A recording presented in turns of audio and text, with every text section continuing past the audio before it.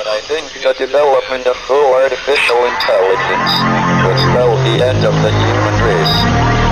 It's a flying object, and we don't know what it is. I would hope somebody is checking it out. I don't know if it was a rocket or whatever, but it could be fast, opposite direction. It was too fast to be an airplane. I'm glad the Pentagon is looking at this, because if it poses a threat, I want them on top of it. Well, the craft generates its own gravitational field. So you said there's lights in the sky? The internet has become the command center for criminals and terrorists. 911, what's your emergency? I need help, please help me! Aliens won't let it happen. You know, that's what we're instructed to say. Roswell, Area 51. Alien kept deep under the ground.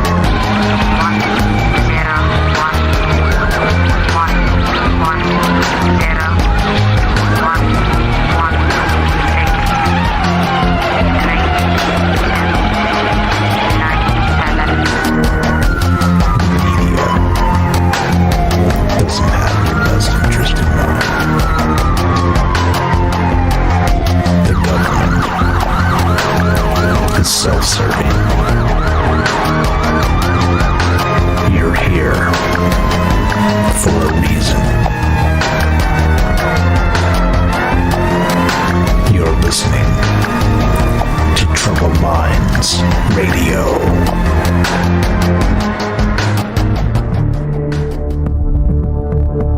Broadcasting live from a secret bunker just off the extraterrestrial highway. Somewhere in the desert sands outside of Las Vegas. From somewhere in space-time, loosely labeled Generation X on planet Earth.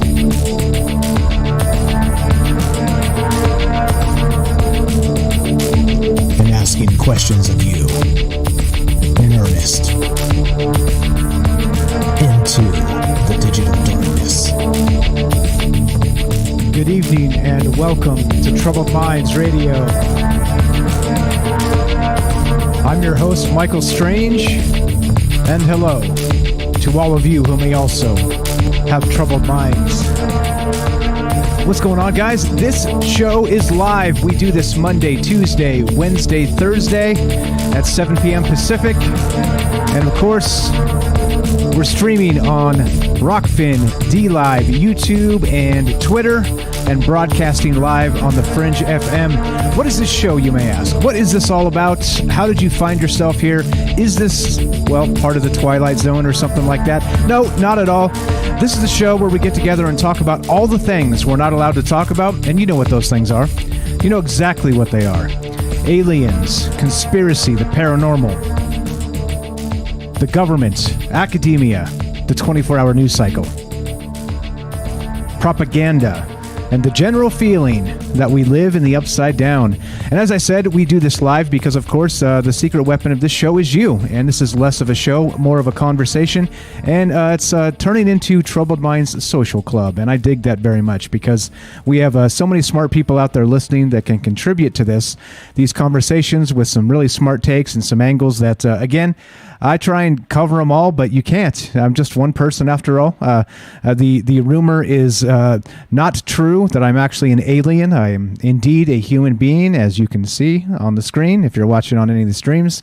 And, well, only one person could do so much. But you see what happens, right? I always say this, and this is the truth, is that I'm me, you're you, but together we're us. And us makes quite a bit more compelling conversation than just me. And so that's really what this show's all about. It's about kind of tossing out an idea, thinking about it in a nonlinear and open-ended way, and discussing, well, what do you think this means?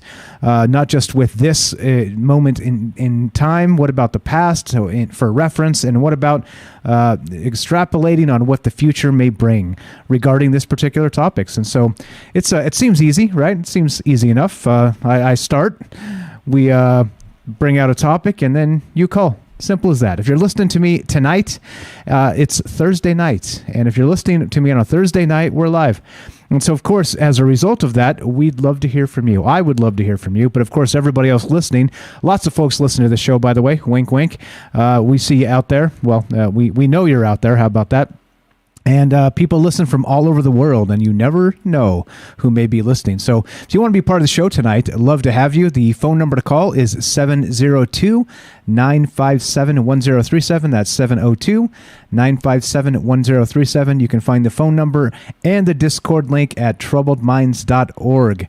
It's all there, everything you need. And, of course, Discord, we always do Discord as well because we have international types listening to the show. And if you don't like the toll number, which is the 702 area code, which, of course, is Las Vegas, that's where we're streaming from, then you will, you may like the Discord. Discord's a chat client. It's a voice client. It's totally free. I promise you we are not sponsored by them. It's just that good.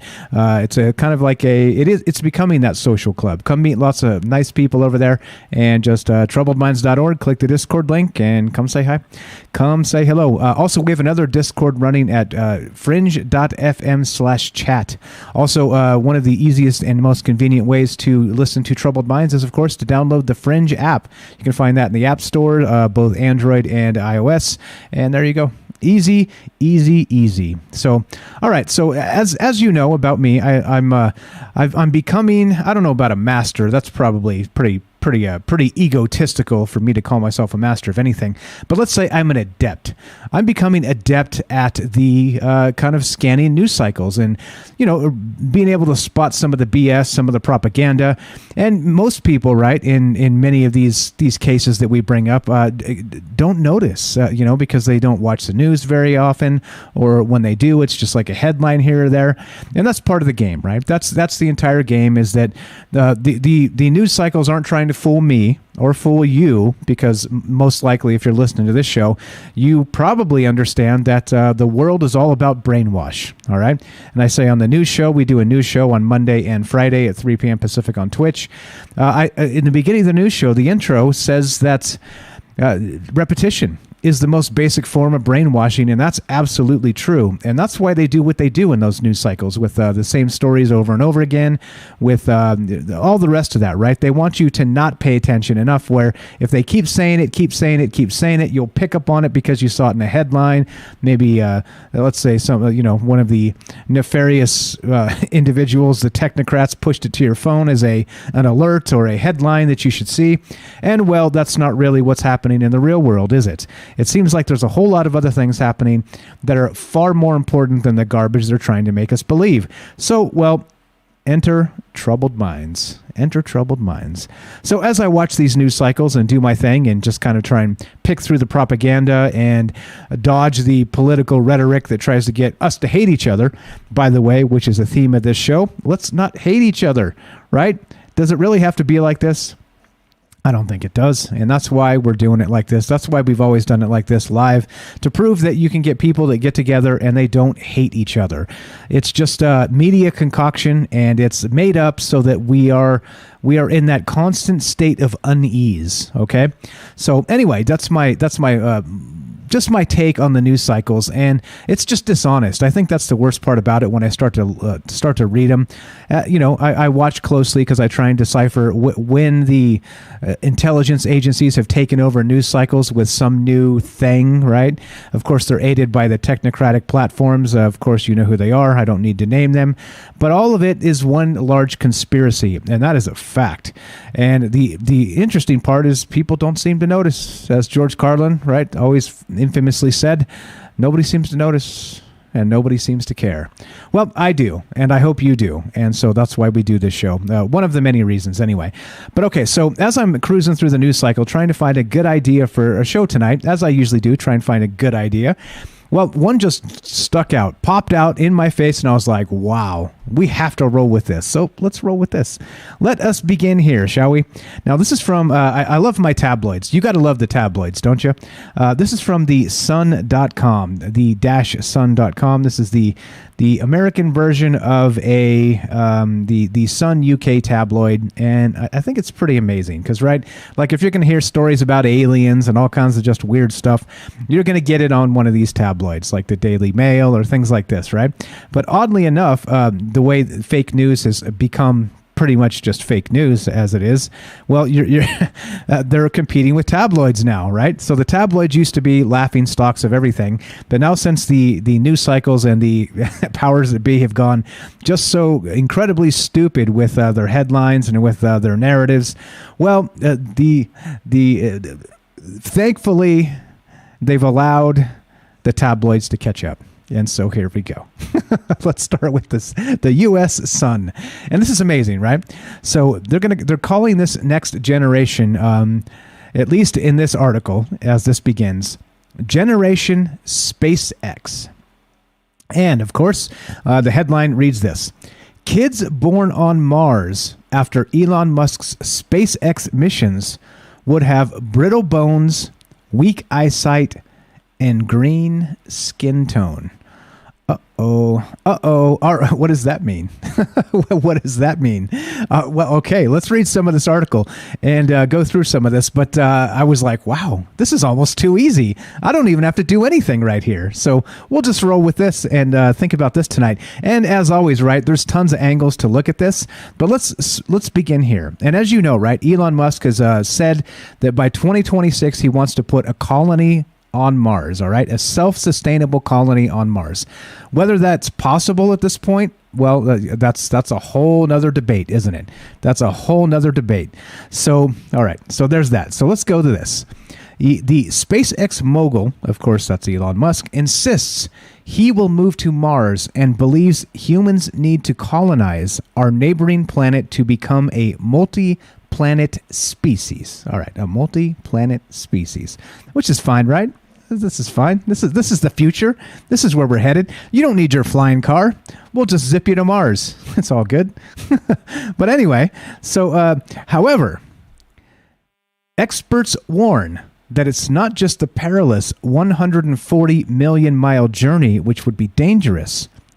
Humans on Mars would endure the most brutal living conditions imaginable. But it's the children of Martian settlers who would undergo the most drastic of changes. And as you can see, if you're looking at this article, as always, I like to link my sources so you see where I got these ideas and this information from, so you can read along if you like, or just go fact check me, as it were, fact check me against the tabloids or against the fake news media, whatever. Again, right? Post-truth era, what difference does it really make if we're being real? but okay.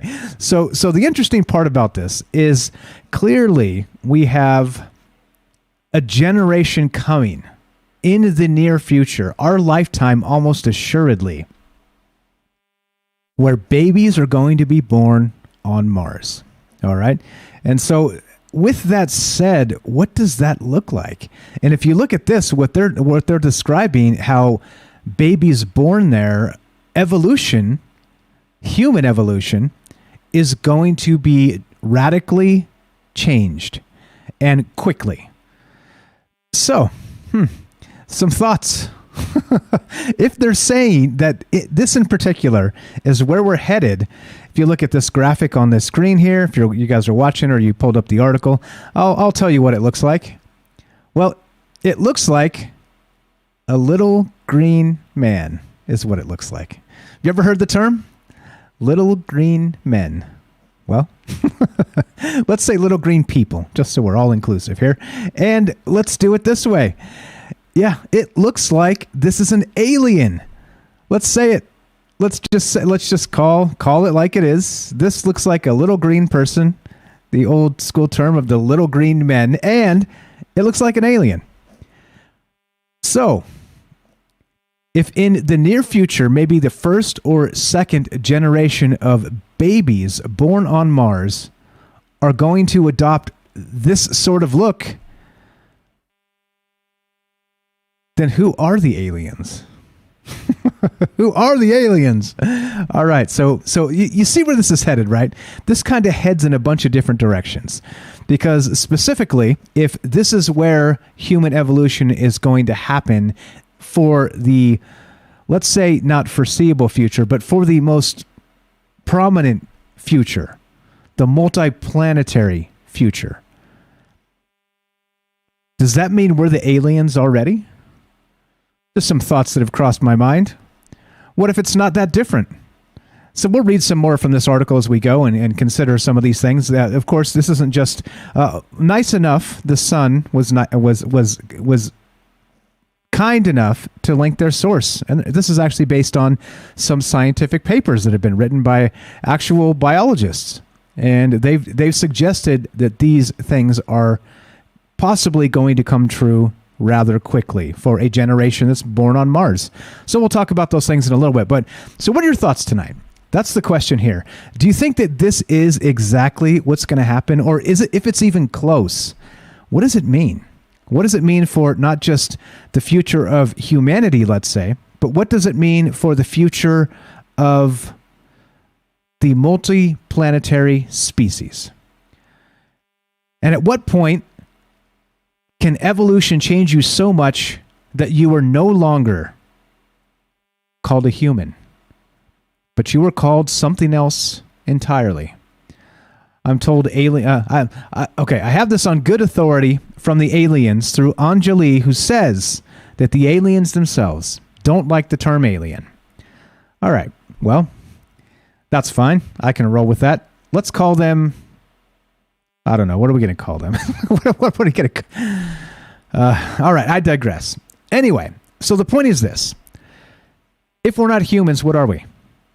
And if it's going to happen in just a simple generation or two down the road of the multiplanetary species, as described here by Elon Musk in his plan to settle a colony on Mars, not just the moon, guys, on Mars by 2026, I like to check my watch because time is a ticking, isn't it? It's already the end of 2021. So I think some things need to happen quick if we're to get up there, but so be it, right? That's fine. But so this got me thinking in terms of lots of things.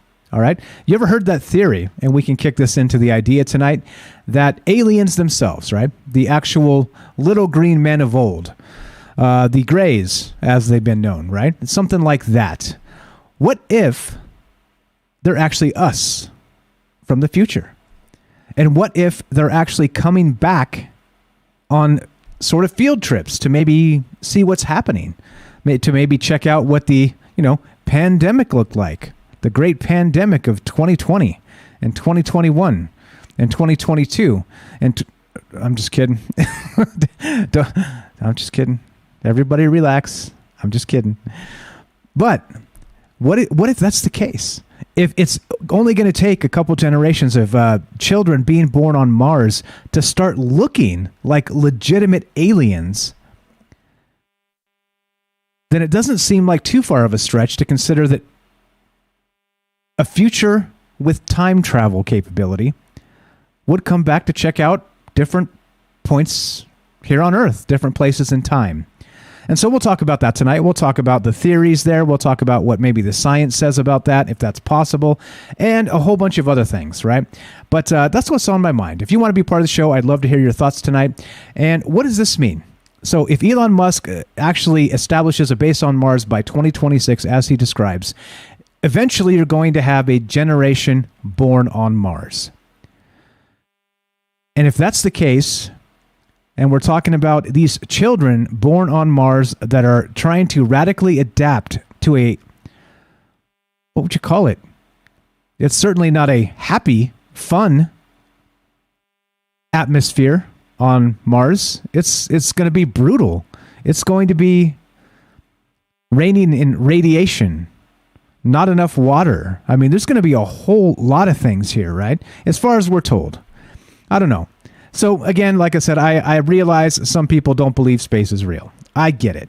All right. But just for the sake of conversation and, just having a good time, that's what we're going to do tonight. We just, we lock into a framework of, this is what they say, so let's talk about that as a concept. So if you don't believe that stuff, that's fine with me. Because, again, I am not the arbiter of what you should believe. All right? My belief is you should decide what you believe for yourself. I know that's radical. I know that's super radical anymore. You're not allowed to even say that because it makes you, a terrorist or something, right? But I think we have the right to be wrong, and myself included. So we're going to roll with this tonight. The sun, the U.S. version of the sun. And I know the people in the United Kingdom do not like the sun. I've heard it quite often. and apparently they've done some dirty dealing over there, and I can't blame them. I'm not particularly fond of our propaganda sources over here in the States either. They let's say they get under my skin because they're liars all the time. Lie. Anyway, so that's what's on my mind tonight. What do you think? So let's assume, of course, as usual. So what we're going to do tonight is drink some of the maybe juice, and what that means is we have to make some assumptions.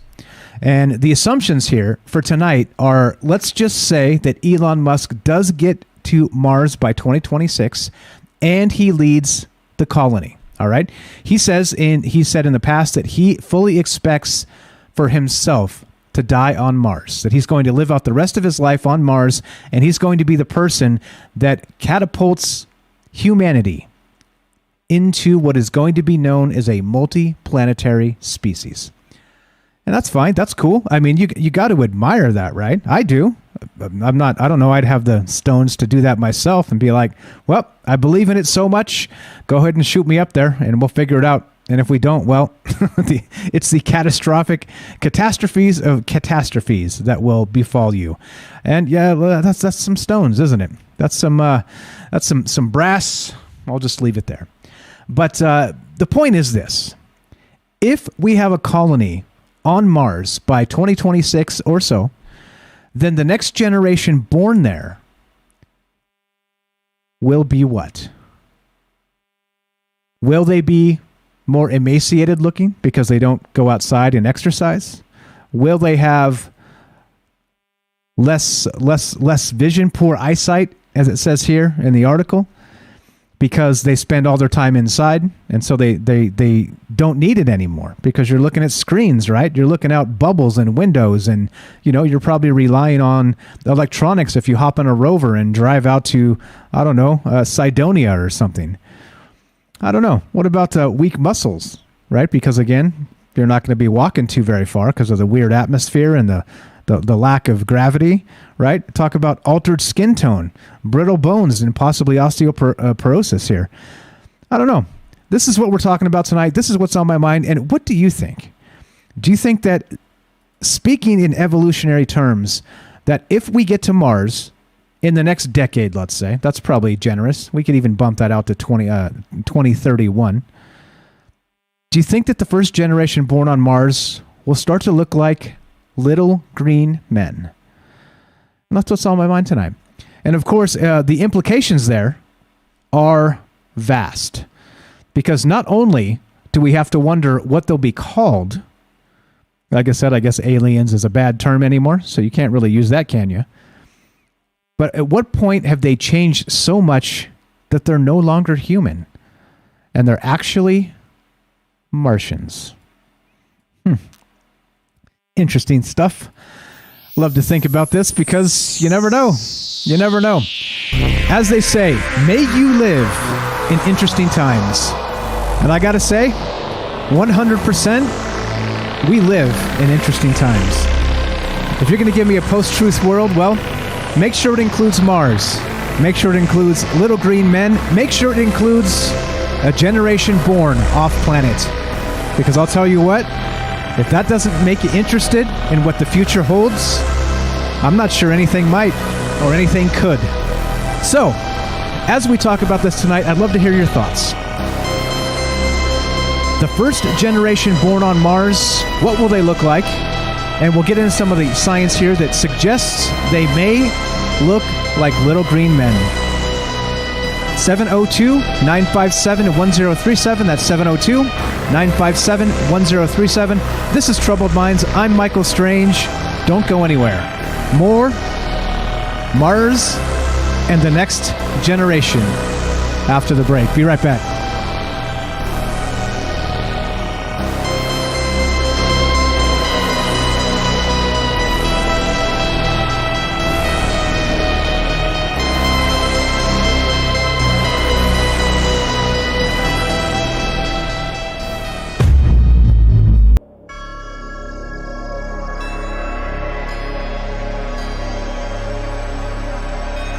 Welcome back to Troubled Minds. I'm your host, Michael Strange, and we are streaming on Rockfin, YouTube, DLive, and Twitter. And we are broadcasting live on the Fringe FM. We're taking your phone calls tonight, as usual. And the topic tonight is this. What do we call the first generation born on Mars? Is it simply a Martian? And at what point are they no longer human?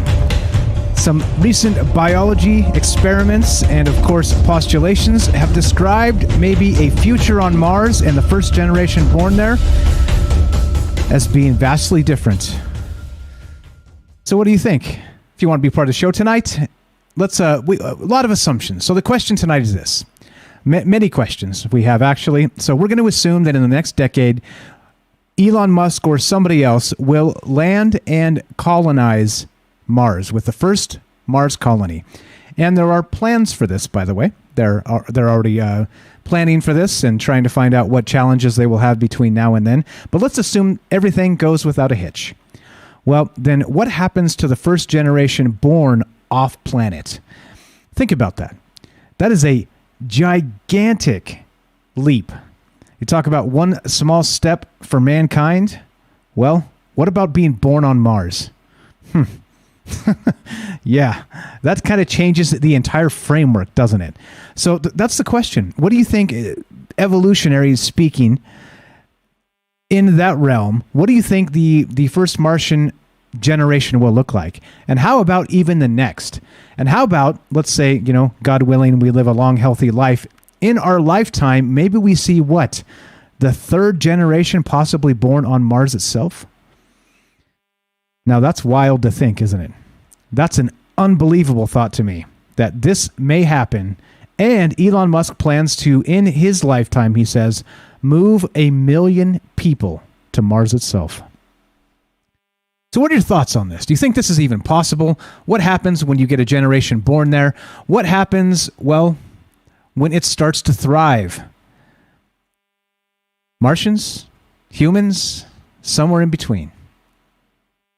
You tell me. Love to hear your thoughts. 702-957-1037. Let's go back to this. Click the Discord link at troubledminds.org. You can find the phone number and the Discord link at troubledminds.org. That's the official website. Everything you need is there, all the social media and everything else. But okay, check this out. Straight from the article, again from The Sun, thesun.com, the American style. Here we go. So it says, so the children of Martian settlers are the ones who would undergo the most drastic of changes. It comes as SpaceX successfully launched 4 astronauts to the International Space Station as part of the 3-crew mission. And according to the Rice University biologist Scott Solomon, these evolutionary changes would happen much quicker than they would on Earth because of the vast changes in lifestyle, gravity, and radiation. Like I said, this is based on actual scientific papers. So this isn't just the Sun doing fake news. It's actually basing itself on some sort of, smart people doing some postulations, right? So here we go. Firstly, Mars is smaller than Earth and has 38% less gravity. All right, so there's the first thing here. It also lacks a global magnetic field, a thick atmospheric, and a protective ozone layer. All right, thick atmosphere. So clearly we know this, according to all the things we've been told about Mars itself. It seems to be full of challenges. Am I right? As this begins. But there's more. This means Mars gets battered by space radiation, UV light, charged particles from the sun, and cosmic rays.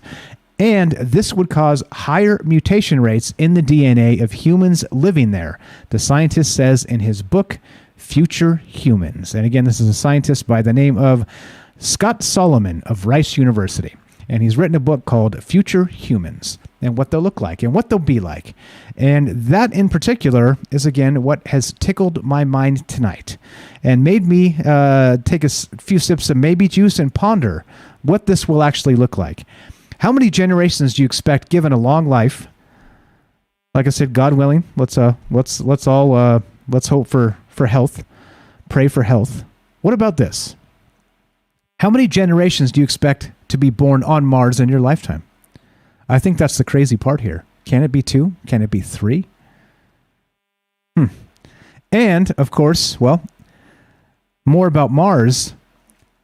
They're saying that because of the space radiation, the UV light, and charged particles from the sun and cosmic rays, it will actually cause a higher mutation rate, which, of course, means a faster evolutionary path.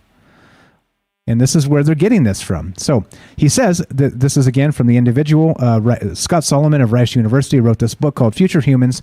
He says that the skin tone of settlers would likely change to help them cope with the radiation. This would mean darker skin and possibly in a tone we have never seen before. Solomon says, quote, "Perhaps in the face of this high radiation, we might evolve some new type of skin pigment to help us deal with that radiation. Maybe we get our own green men." And I'll add little green men because, well, going back to the days of yore, that's what they called them, didn't they?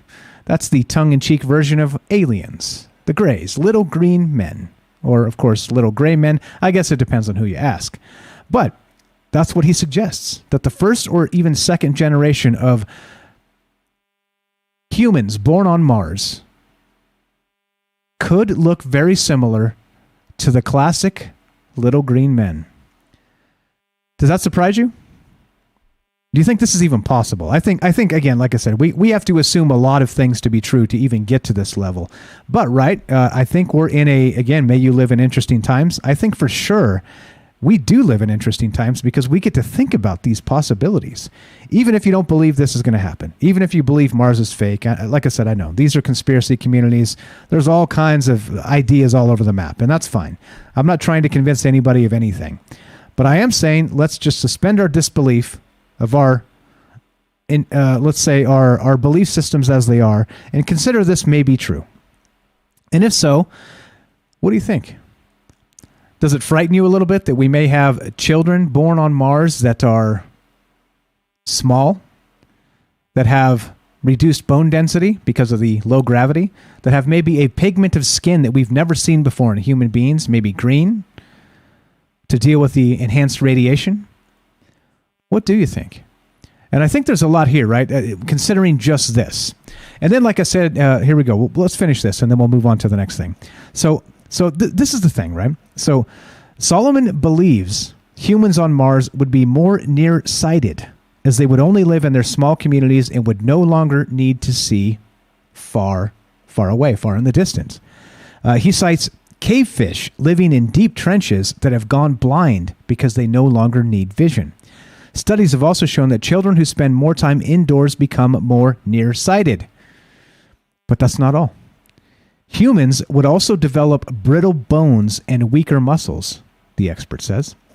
He writes, quote, "Science fiction has often portrayed Martians or aliens coming from Mars as being tall and lanky and thin." And let's see. Weaker bones due to the lack of gravity would also cause a woman's pelvis to break during childbirth. All right. We have other problems there, don't we? Little other problems. Like I say little, they're not, these are massive problems. And we've talked about in the past, is it possible when you're doing like genetic programs, things like this, it is a possibility that maybe children could be born entirely in the test tube process, right? You do the fertilization in a lab, and then you put them in some sort of incubator, and they're grown in tubes, like you would see in some sort of like bad science fiction movie where they're growing aliens or something. Or let's just say the X-Files, because why not? Because the X-Files is pretty good. But anyway, so there's more, right? So weaker bones and all the rest of this cause a woman's pelvis to break during childbirth. So maybe standard traditional childbirth goes out the window. Maybe it's not possible on Mars after a generation or two. And this is exactly where this leads for speculating the future. Yeah. And that's where we're at. And that's why we like to call this drinking the maybe juice and considering all the things. So here we go. This continues, right? Another study by scientists Eniko Axpe and Eric Appel claims that half of astronauts traveling to Mars would develop osteoporosis, a health condition which makes bones weaker and easier to fracture. And that's a problem, isn't it? That's a big problem. In fact, NASA scientists are trying to figure out how to deal with space weightlessness and its impact on the density of bones and muscles. Modern astronauts have to exercise for around 2 hours per day in space to prevent this from happening. So there you go, right? I've got this nice standy desk. I always brag about my standy desk because I hate sitting. Sitting's okay, but you sit for long periods of time and it's bad for your health, right? They say it's as bad for you as smoking, right? If you spend like a 10-hour day sitting in a desk 5 days a week, right? That type of thing. It's not good for you. Right? You're supposed to be able to get up. You're supposed to be able to move around, this type of thing, a little bit of exercise. And I quite enjoy standing up at my desk and working like this, right? I think it's a good thing. But imagine when the gravity signature is so different on Mars that, I don't know, maybe you have to have like not a standy desk, but a treadmill desk. And you have to be running the entire time just to keep up with your bones and all the rest of this. Who knows, right? I don't know. Anyway. So there we go. There's more to this. Like I said, there's some scientific papers where they've actually cited in this article to begin with from The Sun. Like I said, we're starting with a tabloid, but at least they sourced it with some scientific information, which I dig. I think that's pretty cool. And like I said, even though we live in that post-truth world where everything is fake news all the time, even The Sun cites scientific sources. All right. So what are your thoughts on this? What is the first generation born on Mars going to be called? Robert out there on Rockfin thinks they're going to be Martians, plain and simple. But what happens if there are Martians already there? Just throwing that out, one more problem into the problem bin. Then are they called Martians Part 2? What are they called? The next wave of Martians? Generation Martian. I don't know. You tell me. What's going on with this? What are your thoughts here? Is this real? Is this something we actually have to consider in our lifetime? And do you believe some of this evolutionary talk regarding what it looks like if a child or a generation is born on Mars itself? With these very super fast generational changes because of the different environment. Clearly, we talked about the radiation. We talked about the different atmospheric problems. We talked about the gravity issues. We talked about all of this. So what do you think? Do you think this is something, or do you think it's something to be laughed at? You tell me. Love to hear your thoughts. As usual, phone number is up. Discord is up. 702-957-1037. That's 702-957-1037. Let's go to James. James of Salcedo Paranormal. What's up, my friend? Welcome to the show. How are you this fine evening? I'm okay. Very interesting topic. Thank you. So what do you think here? Is this first? Do you believe this is even possible? Do you think that we will be actually seeing the first generation colonize Mars? Do you think that's a thing? I think there'll at least be an attempt within the next decade. I don't know how well it would go. It does seem like there are a lot more problems than there are benefits, or at least to start with. So that's concerning.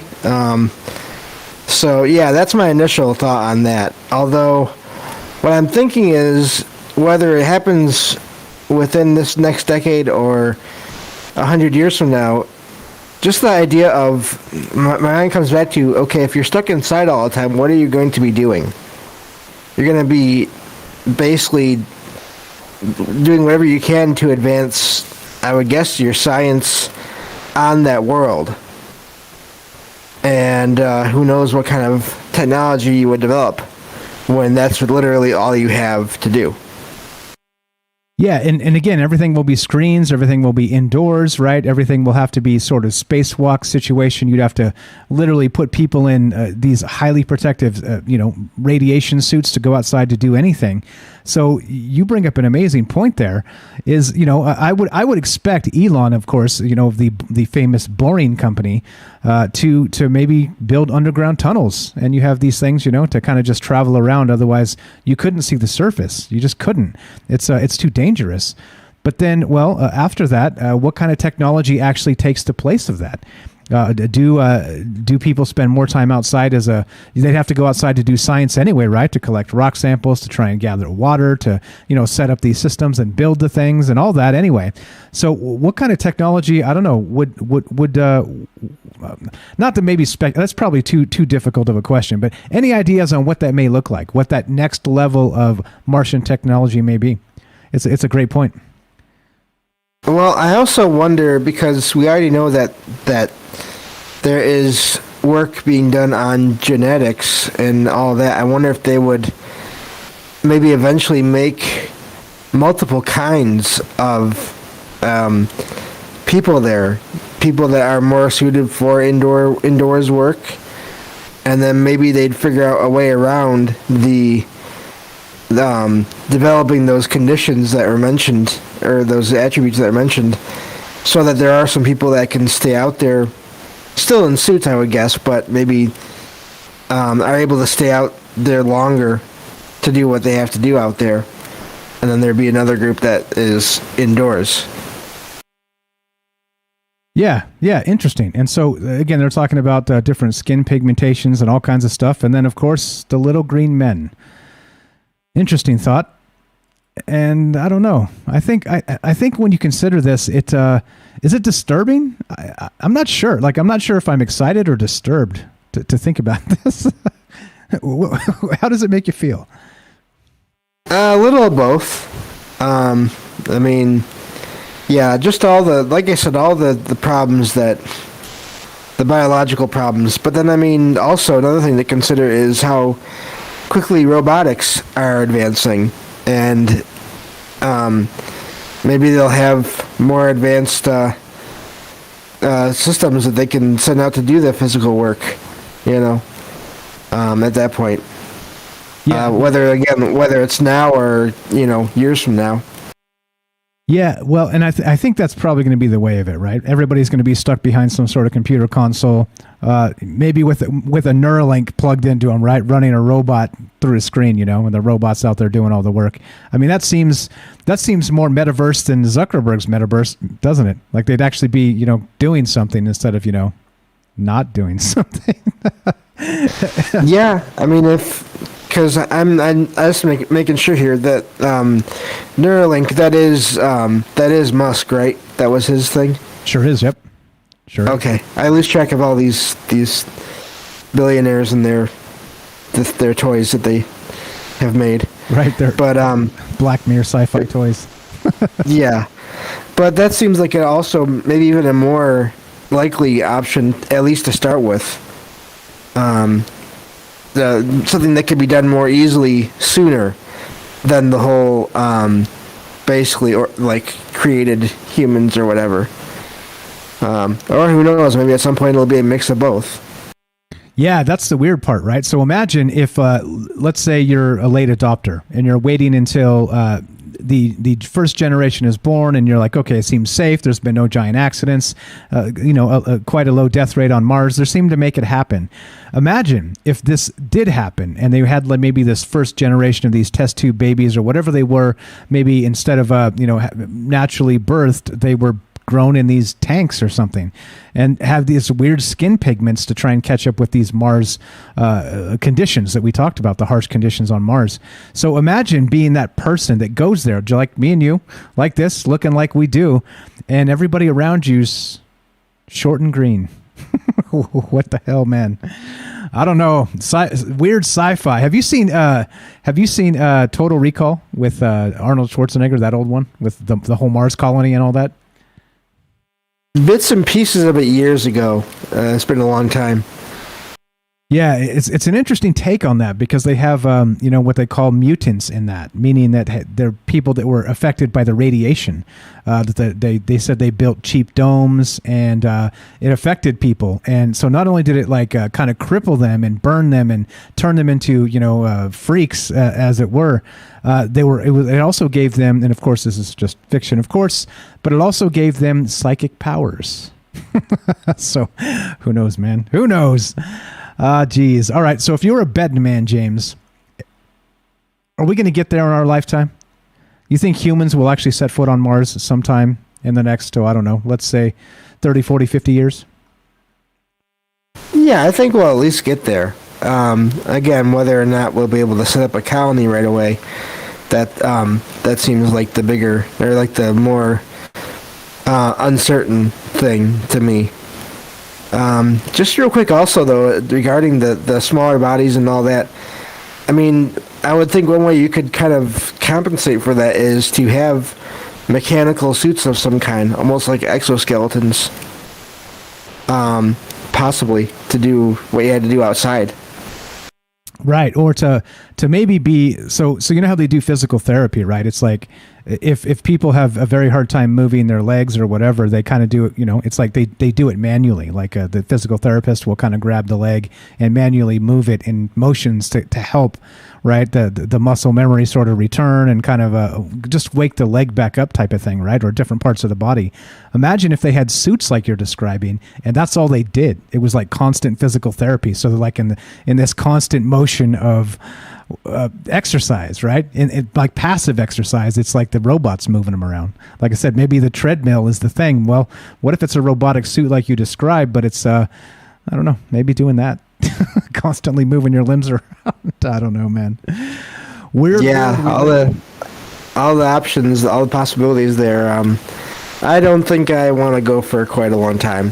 Probably not in my lifetime. Yeah, it's. I think probably the next 75 years should be really, really hot and exciting. But after, well, we're old men now. I'll speak for myself. But at some point, right, after you turn 30, everything starts to hurt. Well, yeah, I think I just pulled a rib cage for absolutely no apparent reason. but anyway, so yeah, I'm with you, man. I'm not trying to go anytime soon, and we'll see. Let's cross our fingers and hope that as they press this, it becomes a thing. What's up? Steph in the chat says, "Sounds like hell, Mike." Yes, kinda. It kinda does, doesn't it? James, you're the best. Thank you for breaking the ice tonight and giving us the first phone call. Appreciate it so much. Everybody, please follow James Salcedo. That's our good friend here. He does a podcast called Salcedo Paranormal, and coming soon. He does 3 days a week right now, but he's expanding to 5 days a week. He's going to try and outdo me, work harder than Michael Strange and Troubled Minds. I appreciate it, my friend. Oh no, not harder. Mine's going to be a half-hour, 45-minute show. That's nothing like yours. Okay, all right. Your claim is solid. You're still good. Okay, all right. Fair enough. Still the best. Fair enough. I appreciate it. Thank you so much for the phone call and the great ideas, James. We'll talk to you soon, brother. Yep, thank you. Have a good night. Thanks, you too. All right. So looking to hear from you. What are your thoughts on this? As we get closer and closer to this Mars colony, some of these scientific papers have described the evolution of people is going to change drastically as the first generation is actually born on Mars for a number of reasons. And what does that look like? Do you think it will actually be little green men? You think the first generation of naturally born Martians, or let's say, wink, wink, naturally born Martians, will actually be little green men? What does that look like? That's what's on my mind tonight. I'd love to hear your thoughts. Thank you so much for calling in, James, and getting us kicked off tonight. Like I said, where does this go? Speaking technologically, speaking biologically, speaking about the future. People on Mars. The first generation born there will look like aliens, we're told. So as we continue tonight, I have some other thoughts, including, if that's the case, what are aliens now, as they describe little green men? Are they us from the future? I guess we'll keep asking questions. Love to hear your thoughts on all this. 702-957-1037. That's 702-957-1037. This is Troubled Minds. I'm Michael Strange. More aliens, Mars, and the first generation born off planet, and you after the break. Don't go anywhere. More Troubled Minds when we return.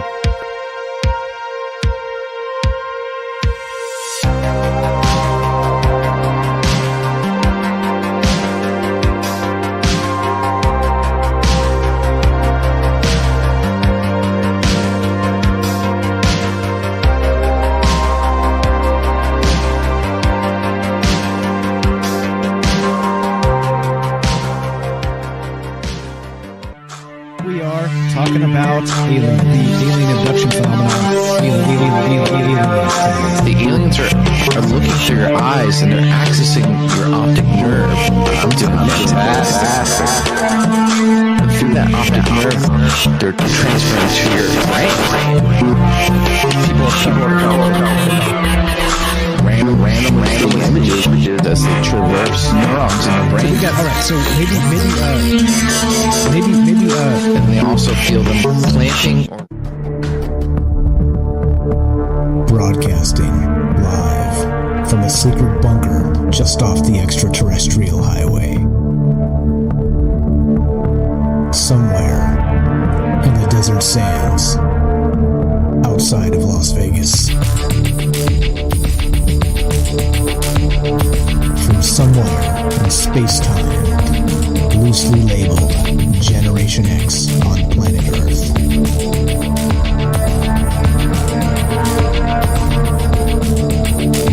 And asking questions of you in earnest into the digital darkness. good evening and welcome to Troubled Minds Radio. I'm your host, Michael Strange, and hello to all of you who may also have troubled minds. This show's live. We do this Monday, Tuesday, Wednesday, Thursday at 7 p.m. Pacific. And we're taking your phone calls as always. And what is this show, by the way? This show is a show where we get together and talk about all the things we're not allowed to talk about. And you know what those things are. Aliens, conspiracy, the paranormal, the government, academia, the 24-hour news cycle, propaganda, and the general feeling that we live in the upside down. And like I said, we're streaming live on YouTube, Rockfin, DLive, and Twitter, and we're broadcasting live on the Fringe FM, and we're taking your phone calls. If you want to be part of the show, 702-957-1037. That's 702-957-1037. You can find the phone number and the Discord link at troubledminds.org, the official website of the show, and everything is there. All the social media that you need, the phone number. We're even streaming the show directly right on the website itself. So there you go. But okay, so what we're talking about tonight is this.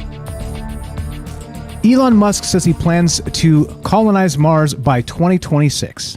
All right, 2026. That is right. That is 5 short years away, as we're in middle of November here, just about, and in 2021. So think about that. 5 years. That's unbelievably fast. And of course, as far as we're aware, there's been no humans on Mars as of yet, at least as far as the official story goes, assuming no Stargates or secret space programs or things like this, which of course is fodder for another show. But so that's the question tonight. We've got some scientific papers here and a tabloid known as The Sun discussing these papers, talking about how, or specifically what the first generation of humans born on Mars will look like. And what do you think? It says that the theory goes like this, that the high radiation, the low gravity, the huge UV lights, and all the rest of this stuff going on up there will cause a forced genetic mutation to happen with people in a faster rate just because of all the things that we're not used to. And so, of course, as a result of that, they're describing shorter people, less bone density, talking about osteoporosis, talking about maybe skin color changing, pigment changing to combat the radiation itself. And whereas they don't really have like a way to say what that may be, some speculation is that maybe it's a pigment that has not occurred yet in human beings, including, well, turning them green. So not only do we have shorter people, thinner, right, skinnier bones, the whole deal, brittle bones, osteoporosis, this type of thing, and we also have skin pigment changing and nearsighted because they're always indoors. They start to sound like aliens, don't they? That's what the first generation on Mars, the Martians as it were, they sound like aliens already, and we aren't even there yet. So, got me thinking in a number of ways here. What do you think? Do you think this is possible? Do you think this will happen in our lifetime? And do you think some of these predictions will come to pass in that we have a situation where we will look like little green men? And that's what's on my mind tonight. We're going to get into some other theories here about maybe why this is the case. And we'll get into a theory about how maybe UFOs now that we see in the sky are us from the future. And of course, it's the step from here to there isn't that really hard to find because we have a link in Mars and human evolution. So there you go. What are your thoughts as we do this tonight? 702-957-1037. That's 702-957-1037. Let's go to Dino in Florida. What's up, my friend? Welcome to the show. How are you tonight? How you doing, Mike? I'm doing okay.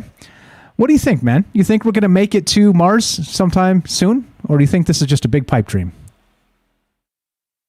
I don't think Elon Musk can do it. Not in 5 years. I don't think he can do it, just because the information I'm going to give to you on what was said a long time ago, how they would jump to planets. Pretty much the reason I don't think Elon Musk can do it, because remember when Obama was president, that's when NASA addressed the people that we can't leave lower Earth orbit, no matter what they do, no matter what the technology is at the time. And at that time, that's when Obama said, well, then just give us our rocket back. And that's when he parked it in the garage. I remember that day, because they had to take all the street lights down and drive this big old rocket and park it. But that being said, do you remember when they found the emerald tablets and the Sphinx? Okay, so the way I remember that is I don't believe they're actually emerald tablets. I as far as I'm aware, it's not an actual thing. Like I think it's a description of a book called the Emerald Tablets, but as far as I'm aware, correct me if I'm wrong, I don't think they've discovered the actual tablets themselves. But go ahead. If they have, I stand to be corrected, of course. No, true. That is true, what you said. But on the other spectrum of it, people that said they did find it. They said scientists tried to do tests on there. They put acid to see if it corrode. They tried scraping it, take a piece off. They couldn't corrode it. They couldn't scratch it, and they couldn't get a piece off to study it. So they said it was an element not from this planet. But the story that was put into when they deciphered it was something that happened a long time ago on this planet. And this is going to be far-fetched and pretty wild, but a long time ago, the beings that occupy this planet was, humanoids type deal. And they had these high priests called the Nicals to keep the life going, teaching us how to live, how to stay in life. And they were left-brained individuals, and so were we. So we were very spiritual, spending most of the times and days just praying to like a higher entity.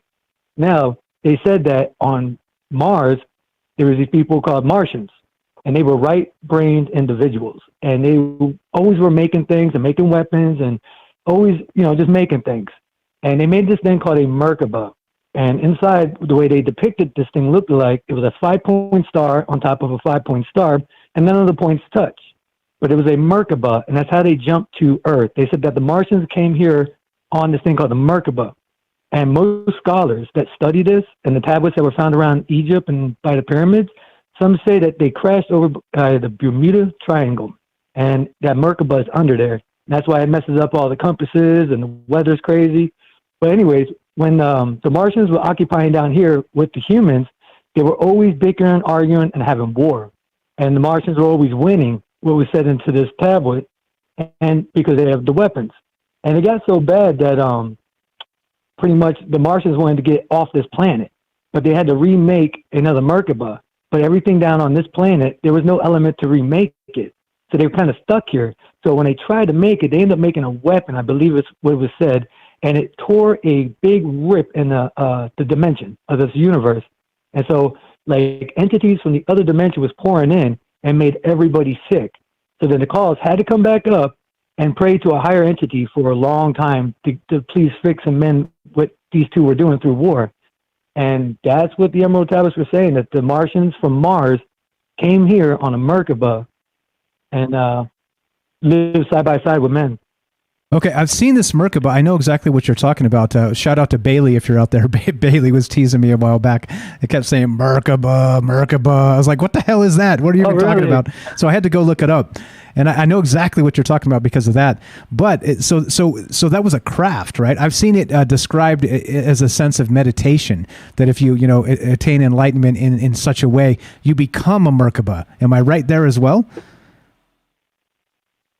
Yes, you are on the right track. Yeah, the Merkaba is not like something you drive. It wasn't like that. It was like a jumper or like a warp type deal. Yes, it was something like that. It wasn't something that everybody got in and they just went for a ride. So yeah, the Merkaba was somewhat like kind of what you explained. Okay. All right. So gotcha. So the two things do actually coincide here. We're not talking about completely different things. Okay, sweet. So all right. So and this is in the Emerald tablets, you say. So what does that mean? Does that mean that the Martians are here? So this is another theory we could toss into this, and I love this because no theory is too far out there for me. All right. As long as we're being good and not like talking about all kinds of horrific stuff with people in general, right?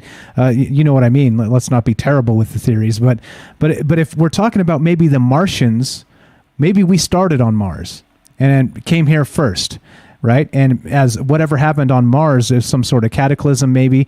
Are we describing the situation where we came here and evolved into what we are, and now we're going to go back? Is it returning to the actual motherland, as it were? My opinion on that was that we're not going back. There's no way to get back there because of the fact if these Martians, and just to jump back for what you're saying, it probably could be us. It could have been us, and through generations of times, they said that we went into a long sleep and we do not remember our past. So it could be us. And if it took a Merkaba to jump to that planet to here, there's no rocket that Elon Musk can make to get over there. Because I do remember a lot of professors says that space, it cooks about 2,500 degrees Fahrenheit, which will melt any element on this planet in a matter of 5 seconds, 10 seconds. But I do know they said that the particles are spread out like in a large distance so that the heat doesn't really affect people. But other than that, it will cook the inside of the ship out. Like anything on the inside, like humans, will be cooked. So that being said, I don't think we will be able to go back.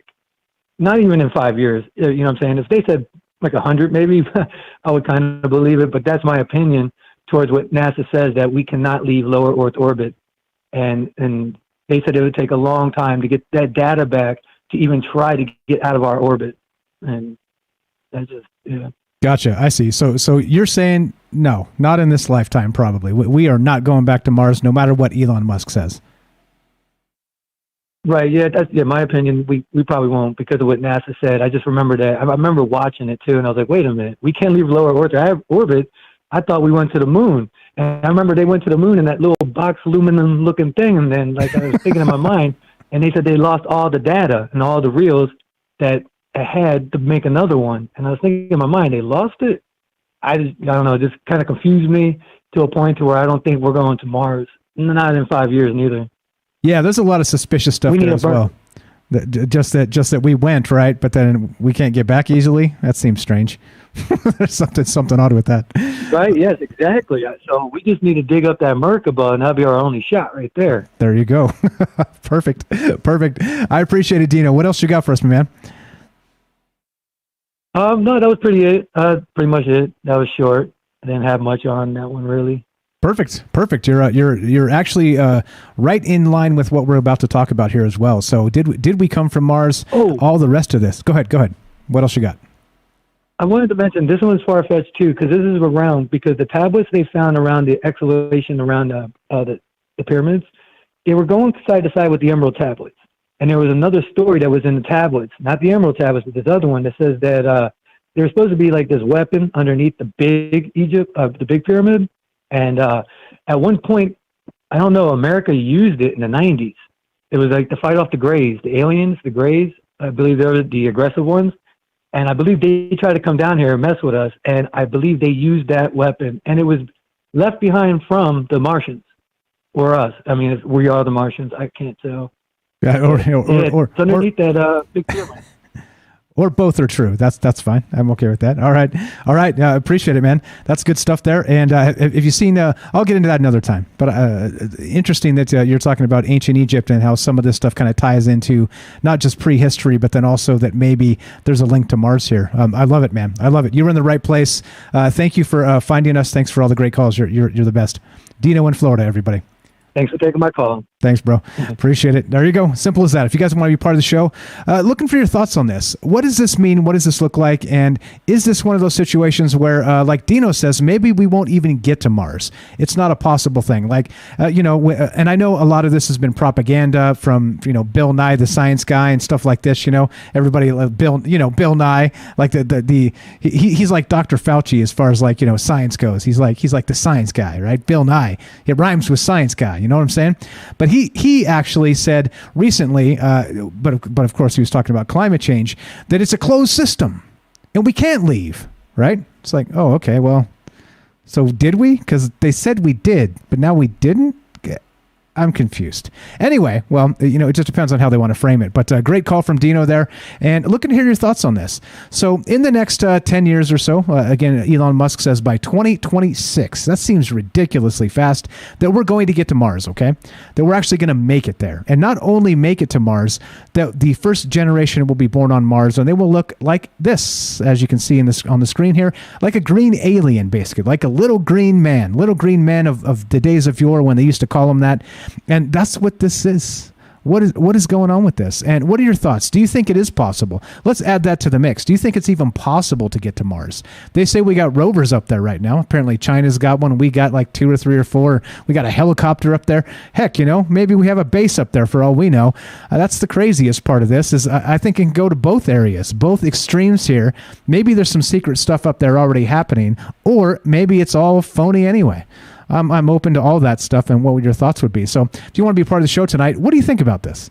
And we're going to get to another theory here that continues with Martians and Earth and how there might be a connection here with this entire evolution, the retrocausal, what came first, the chicken or the egg, and did we come from Mars? And if we go back and look like Martians like this, you tell me.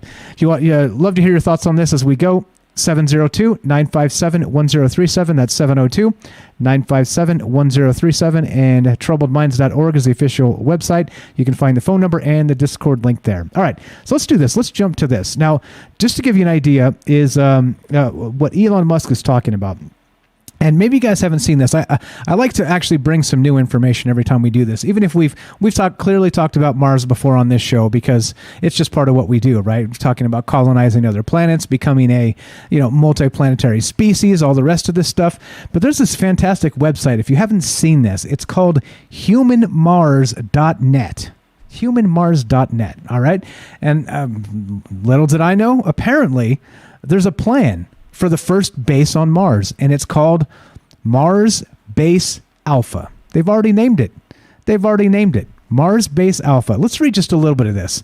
So Mars Base Alpha is the name given to the proposed first human base on Mars by SpaceX CEO and lead designer Elon Musk. It can be argued as SpaceX will be in a position to have the naming rights for the first human base on Mars, and even if it will, it's SpaceX intended to keep the name. It's quite possible there will be, for example, some public naming contest for the name of the base. Whatever it is, we will use Mars Base Alpha for now as a first human base on the Mars. So, and they've got areas on this website where they're talking about landing already. Like this is pretty cool, right? Here we go. So the establishment of Mars Base Alpha will be enabled with the development of the SpaceX's Starship Super Heavy, capable to bring a large quantity of cargo and passengers to the surface of Mars. First, there will be sent at least 2 cargo starships to separate locations to confirm the best place for a sustainable human base. The landing zone should be located in a low elevation at less than 40 degrees latitude for best solar power production, relatively warm temperature, and critically, it must be near a massive subsurface water ice deposit. All right? Initially, there were 4 regions considered by SpaceX for the landing site. Deuteronolis Mensae, pardon me for butchering that, Phlegra Montis, Utopia Planitia, and Southern Arcadia Planitia. And right here on the map, you can see it on the screen if you guys are watching on the streams, they actually have these places picked out as possible bases already. So it kind of makes you wonder, like, how far in development this really is and how far away we really are. They've got the Mars transportation architecture. Like I said, I encourage you, if you're interested at all in this plan, this Martian plan of actually relocating humans to Mars, check out this website. It's humanmars.net, and they've got some amazing stuff on here talking about how they're going to build this base, this Mars Base Alpha, and make it self-sustainable. So, yeah, I don't know. Like I said, if I had the answers here, I wouldn't be just talking into a microphone. Like I always say, I'm just a knucklehead on the internet with a microphone. If I wasn't, well, maybe I would be making plans to go to Mars, and I'm not. So here we are. But so what are your thoughts on this? Do you think it is possible? Great call from Dino there. Great call from James. What does the future look like? Are we on the cusp of being an actual interplanetary species here? Or as Dino suggested, that no chance. This is all some form of propaganda, and no matter how bad we want it, how much we say it, we're not going to get there anytime soon. It's going to be maybe 100 years, as suggested by Dino there in the phone call. And I'm open to all those things because I don't know. I wish I knew, but I don't know. I'm not the answers guy. I'm just the questions guy. But that's one thought. All right. So what does this look like? What does the base look like? What does it look like when people have been living there for some time? And then after that, what does the first generation look like on Mars? And oddly enough, some of these scientific papers seem to suggest by PhD biologists that the first generation born on Mars will look increasingly Martian and less human. So, it's got me thinking in terms of, well, if that's the case, is this just one big time loop? Meaning that if we came from Mars because of some catastrophe there, some environmental catastrophe or whatnot, as suggested in maybe the Lost Book of Enki, or as translated by Zachariah Sitchin, or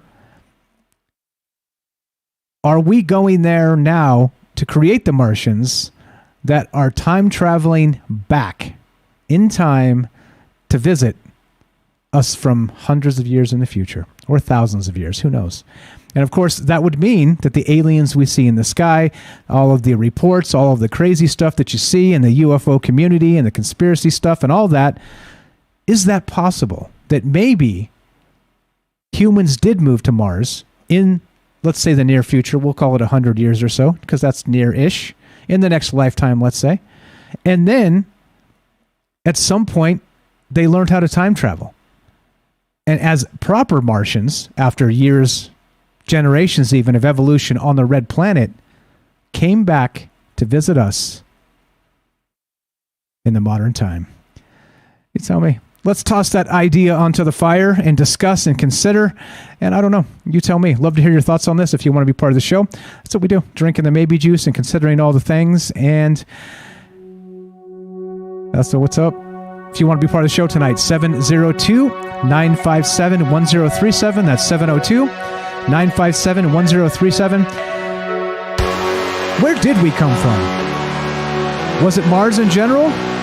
Is this a big loop, a big time loop? Is this, who knows what this is? You tell me. I have no idea. Like I said, I wish I had the answers. I'm just the questions guy. One more time, 702-957-1037, troubledminds.org. Click the Discord link. What do you think about Mars? What do you think about the first generation born there? And what do you think about us maybe stuck in this big loop of maybe Mars is the official motherland and we're just going back? Don't go anywhere. Love to hear your thoughts on this. More Troubled Minds, Mars, and you when we return. Be right back.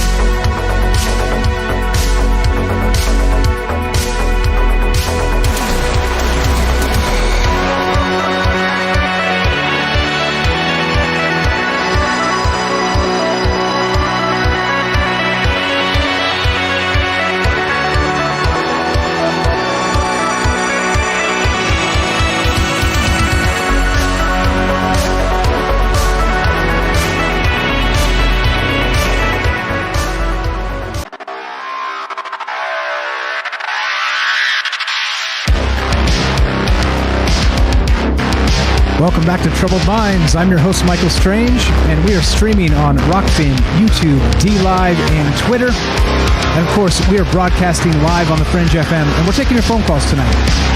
What are your thoughts on a Mars colony?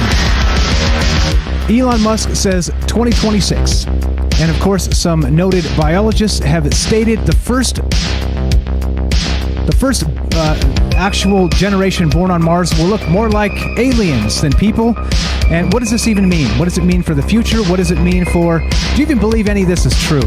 Whatever. We're open to all the things. What's your take on this? Do you think it's even possible? 702-957-1037. That's 702-957-1037. Let's go to Jennifer. Jennifer in Missouri. Welcome to the show. How are you, my friend?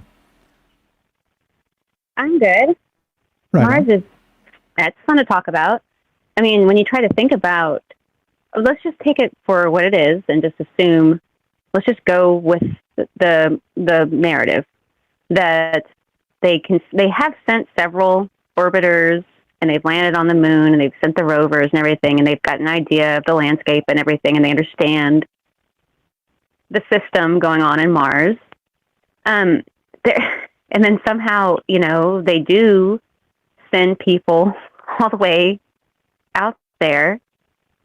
I feel like the first couple of times that people go there, the people who do volunteer to go, that we may not ever see them again. That's one thing.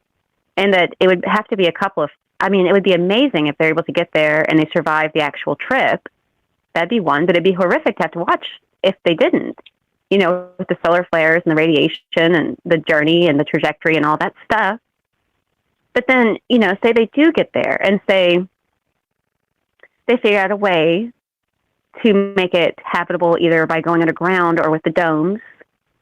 But I'm confused about how there's so many things that I don't understand, but I guess they've thought about it already. As far as it's sharing our sun. It's our solar system, and they're using the same sun. So I saw that he was talking about using giant reflectors to try to reflect the sun, and then there's the terraforming idea that they have, that's amazing that they're talking about. They're basically talking about making a new world, a new ecosystem, just to put, so humanity can be there. But if that did not pan out, and they're just doing the dome world, say, and then they break the golden rule about sex and space and have babies up there, that's just mind-boggling, So say they do that, and then they have these Martian babies that then become Martian adults.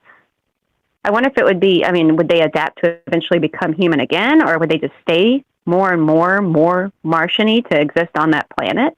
I guess that's possible. And then the idea of the time loop thing that you were kind of,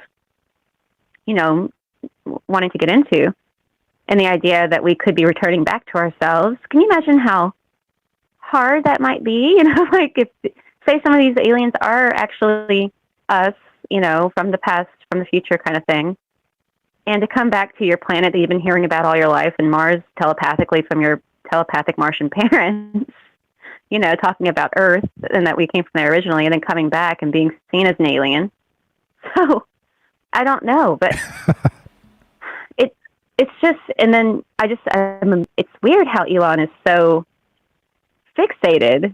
He is extremely fixated on doing this, even though because he wants to, to begin there and then go from there and go further out, I'm assuming, or occupy several other inhabitable planets that are really farther away. But all of the ideas that they have running right now seem to rely on the idea that they're going to have to continue to resupply from the Earth. So I don't know, there'd be a constant bond going on there with Mars and the new Martian people living there. But, they would have, I guess that the human is the most adaptable, one of the most, all creatures are very adaptable. So I suppose we might adapt to living on Mars possibly. But, like you're saying with the children who be born there, they kind of already have an hypothesis. Why would they want to do that even? So much so want to go to become multi-planet species that they're willing to completely change the whole physiology of humanity and let it adapt to a Martian atmosphere how long? I think that's weird too, that they'd be born like that and still be functioning. But then would it degrade from there, or would it improve? There's so many questions. And then not to mention just the thought that they've never, ever, ever sent an animal or person to Mars. And so the idea of loading up a spaceship, a shuttle, and sending people and having it work out the first time just seems like, it does seem like a really bad idea. Like it would be like doomed almost, Yeah, I'm with you. Unless you're being really optimistic. Well, exactly. But, but if you're being really yeah. And they do, because they plan it out really carefully, which I don't doubt. And he's planning on getting the fund. They're always talking about how it's going to be hard to get all the money for it. And they want to fund it with like the Starlink funds. And he's funding it himself. I have no doubt that they're going to, he's saying he's going to do it by 2026 or 2030. He's pretty adamant. And there are people who really, really want to do it. And it would be really amazing to see. But then I cannot believe that there'll be, the idea, though, of mating. If they're out there for that forever, of course they're probably going to. And then, I don't know, it'd be something to watch. It'd be incredible. But I don't know if we'd get to watch it, Would we get to see what's going on? And just going with the idea that the narrative is true and that they can do it and everything. It's an unbelievable idea. I think it would change our lives down here so much if they did something like this. It would change everything about how we think about everything. Maybe that's why they're trying to do it, Yeah, like you described, there are a ton of challenges here, and that's the thing to me that is probably the most kind of like clench your teeth and think, oh God, really?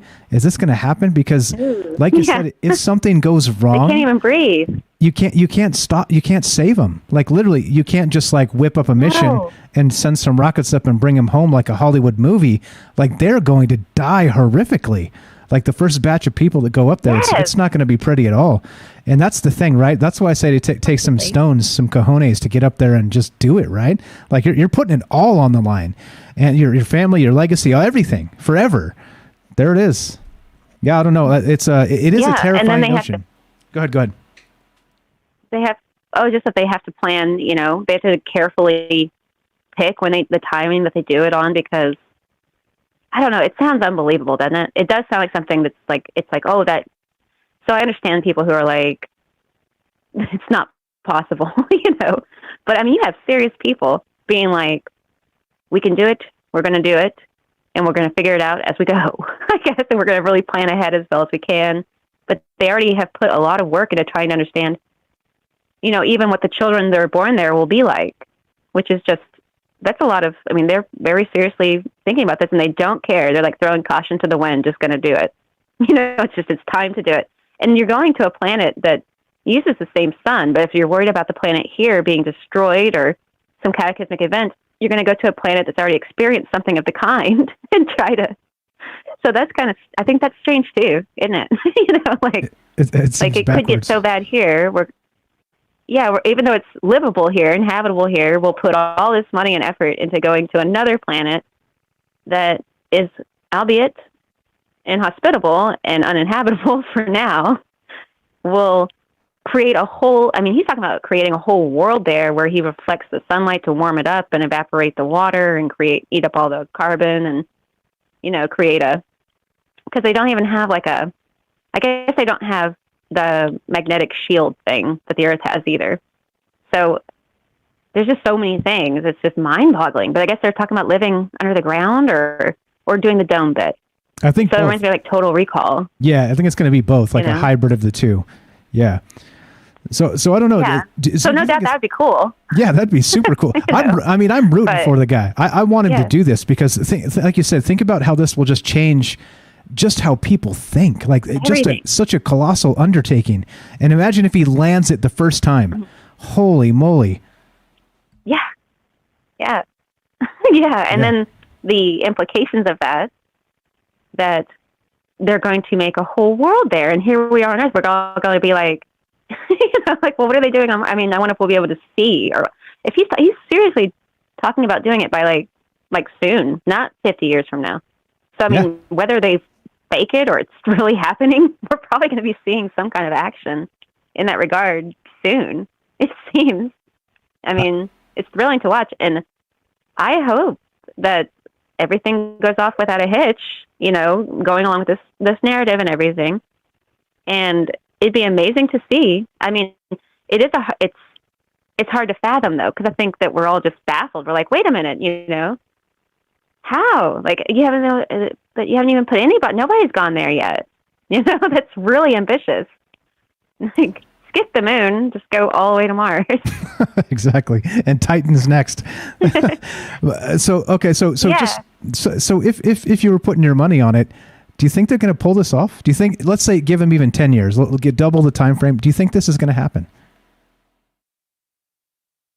Yeah, I think they're going to try. I mean, because why would they pull back now?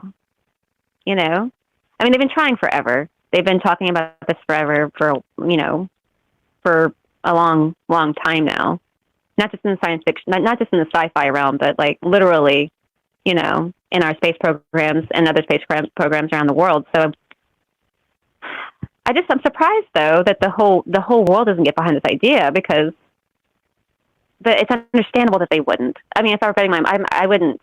I don't know that this is like a betting with this, because it's just kind of like, okay. Okay. You know, it's like, let's, you know, like, okay, I guess he might. I mean, I just don't understand why he's so serious about it when it seems so impossible. But then if he pulls it off, though, I guess, then he's kind of like created his own, like, he'll be responsible for having terraformed Mars or made a dome world on Mars, and the people born there will be a different type of human. Human, yes, but like a different type of human. He'll be responsible for it. And what will they think of him? They may erect statues and, you know, call him God or something. Exactly. Or not God, but like the creator of Mars, you know. This man, Elon Musk, from Earth came, and we'll have our own, it'll be like his own stitching story, basically. But, I mean, but then you think about the Martian children and everything, which will be people. Eventually, these will be green-skinned, brittle-boned adults who will then have more Martian children, and then I don't know, but we don't know, like what they will be, what other things will happen to them, because they're in a completely different realm. So, I guess the idea of the aliens here, like we were trying to talk about this time loop thing, I don't know. It's just, I think most people don't want to let their mind go there because it just sounds like ridiculous. It's like, no way, but they're so serious that you have to be serious too. Because it's like, no, these are like scientists and billionaires, and, you know, they're very serious about this. Let's be serious about it too. And it's so weird that we can't fathom it, but they're going on about it, you know? So seriously, showing all of their wealth and all of their ideas. He's pretty much saying all the time, I'm only going to focus, you know, the heck with this. I'm just going to focus on this from now on. And he's the most richest man on the planet. So you're like, okay, you know, I don't know. I wish them all. I don't think they'll start doing. I think he said though that he knows that some people are going to die, but. So we're rooting for him. You're with me. We're rooting for him. Huh? Let's not bet against him. We're rooting for him. Absolutely, absolutely. Right on. Yeah, if they're going to try, it's like, well, don't die. Good luck. Good luck. Godspeed, you guys friends. are so brave, and I hope that they're okay. And amen. Godspeed. Amen. Godspeed, friends. I appreciate it. Thank you for the phone call, Jennifer. Everybody follow Jennifer's channel. She's got a YouTube channel of fantastic stuff. Also, check out the show she did with us a couple nights ago. Great stuff about the Black Sorcerer and the CIA. Check that out. Jennifer, you're the best. Thank you so much for the phone call. Have a fantastic night. Thanks, Mike. Thank you. Bye. Thank you. Thank you. All right, there you go. Do you want to be part of the show? We're talking about Mars, talking about colonizing Mars. Do you think this is possible? How's this going to work? What about the first generation born there? Are they going to look like little green men, as been suggested by some biologists here? You tell me. 702-957-1037. That's 702-957-1037. Thank you for the phone call, Jennifer. Let's go to our good friend Robert. Robert in Pennsylvania. Welcome to the show. How are you? Oh, fine. How are you? We're doing very well. Go right ahead. What do you think about Mars and this whole bit? Okay, this is a two-part call. One's soapbox, and the other one's what they need to do to make Mars habitable. All right? One, if they hadn't started starving NASA back in the early 70s of funding, we'd have been on Mars. I mean, we'd have been on the moon and had moon bases probably by the 90s. All right, but everything had to be profitable. They turned it over basically to privateers to line their pockets, and they starved NASA. Matter of fact, NASA wanted to do the moon thing, and they begged. They said they could do it for $2 billion, and they begged they begged our Congress for the $2 billion to do the mission, and the Congress would only give them $700 million.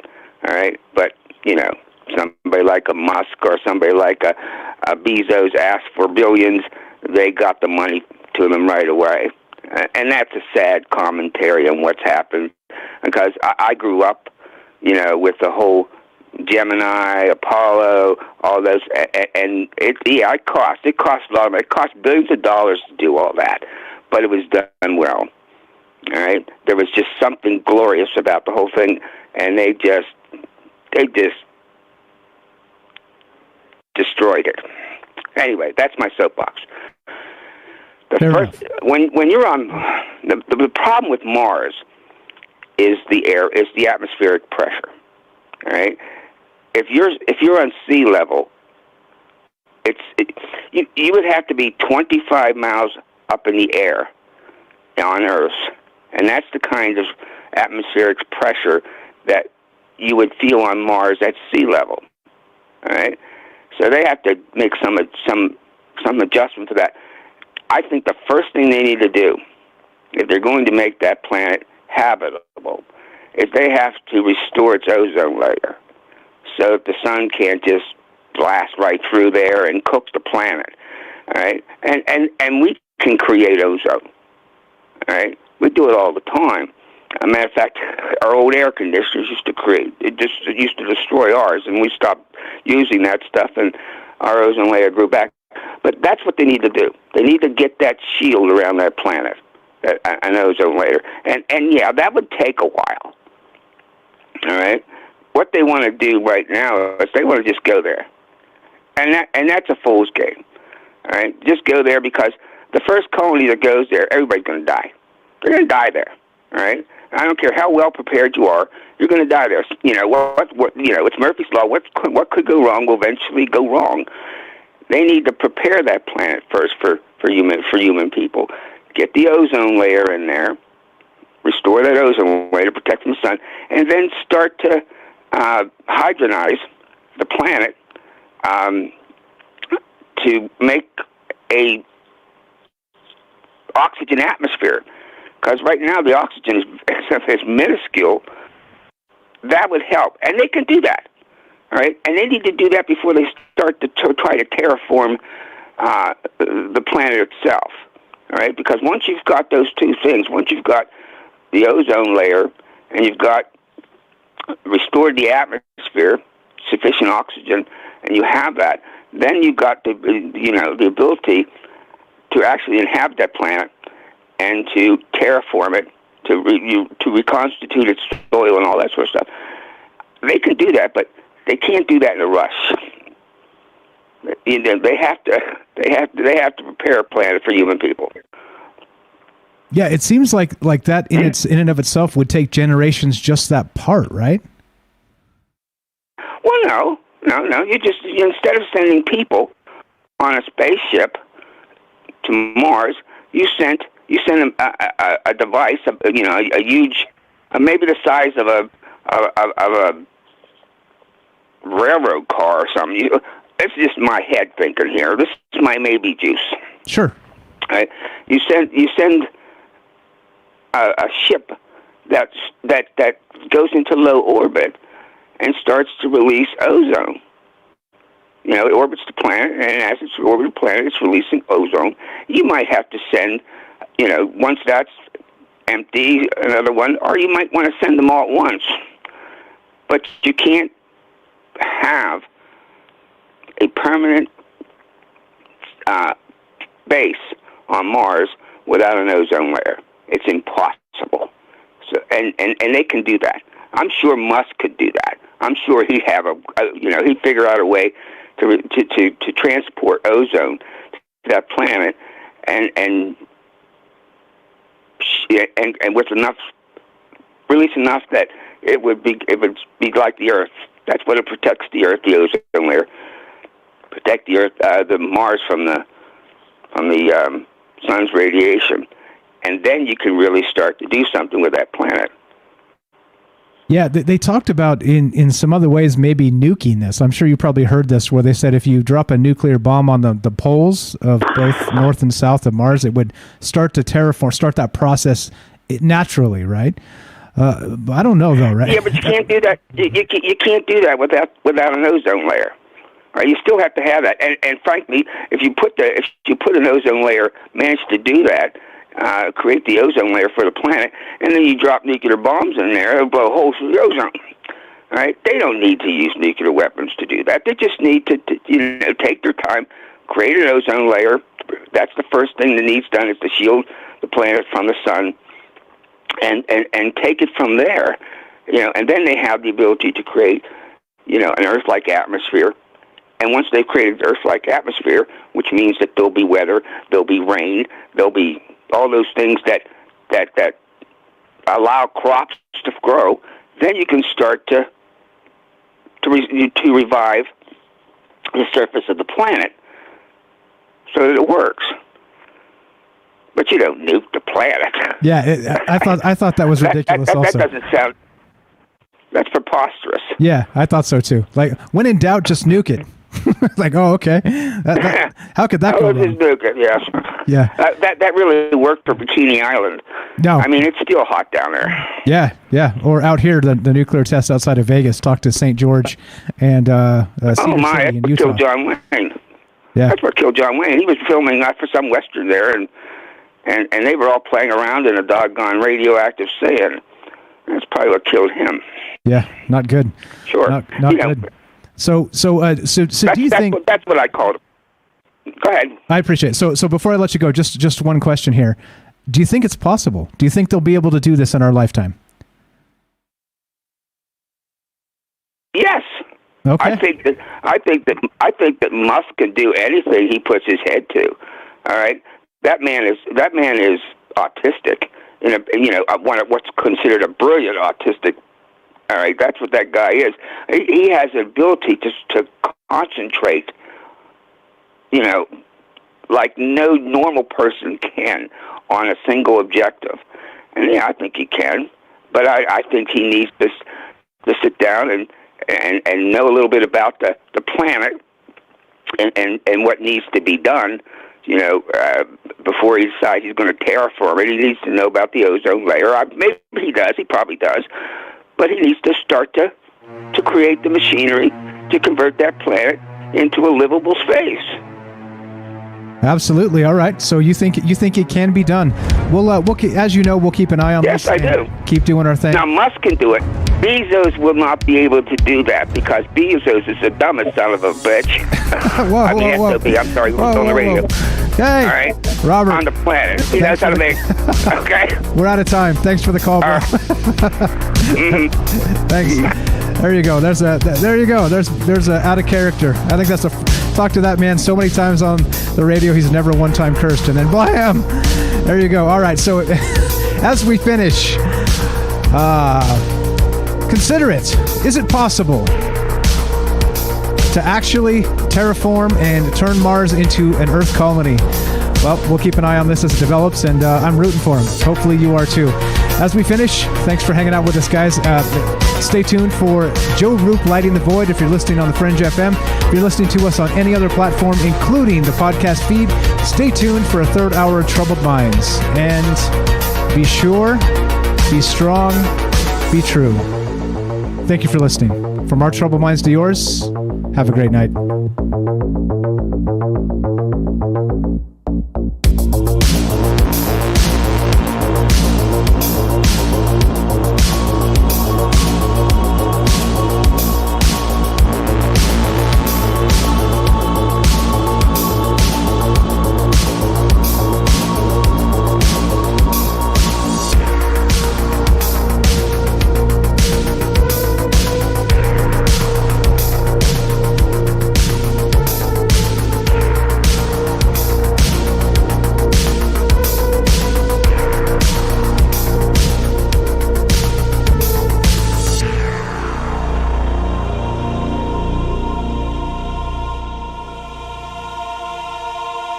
All right, we are now officially off the Fringe FM, and so we have a third hour of Troubled Minds coming up, and looking to hear from you. So we're going to get into some more of this exotic stuff, including the idea that are UFOs now time travelers, us from the future, coming back to do something and maybe visit a particular point in Earth's history. So if we are in this sort of time loop, cyclical sort of situation, and if that's the case, let's say eventually we do terraform Mars, Elon Musk is successful in some degree, and people become looking more and more like these little green men, gray aliens, whatever, right? We're talking about their vision, their eyesight becomes less and less, more nearsighted. Maybe their eyes grow large. We're already talking about small and green and brittle bones and the whole bit, right?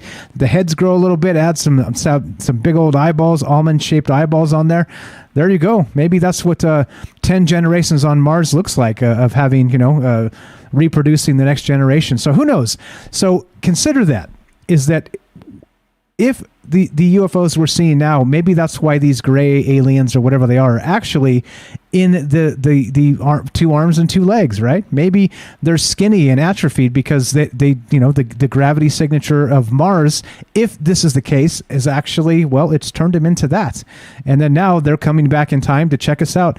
Like I said, they wanted to see any point in history. If you could travel back to any point, then there would be UFOs throughout history, just in the time travel, right? Just in that realm. So you tell me. Love to hear your thoughts on this. We got one more hour of Trouble Minds coming up. Still taking your phone calls. And of course, remember, thank you for respecting the rules, guys, and trying not to swear on the radio. I appreciate that very much.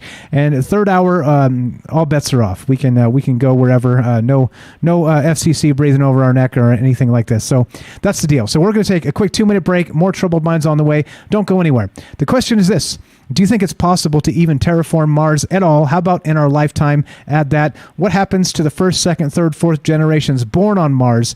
Are they even human anymore? And at some point, do you think that maybe that colony turns into the future, meaning that eventually they build time travel there and they start time traveling back to see us? And those are, well, maybe the little green men we're encountering now. You tell me, and that's what's going on here. So, all right, 2-minute break. More Troubled Minds on the way, and don't go anywhere. Here we go. 2-minute break. More Troubled Minds. Still taking your phone calls. 702-957-1037, troubledminds.org. Click the Discord link. Come say hi.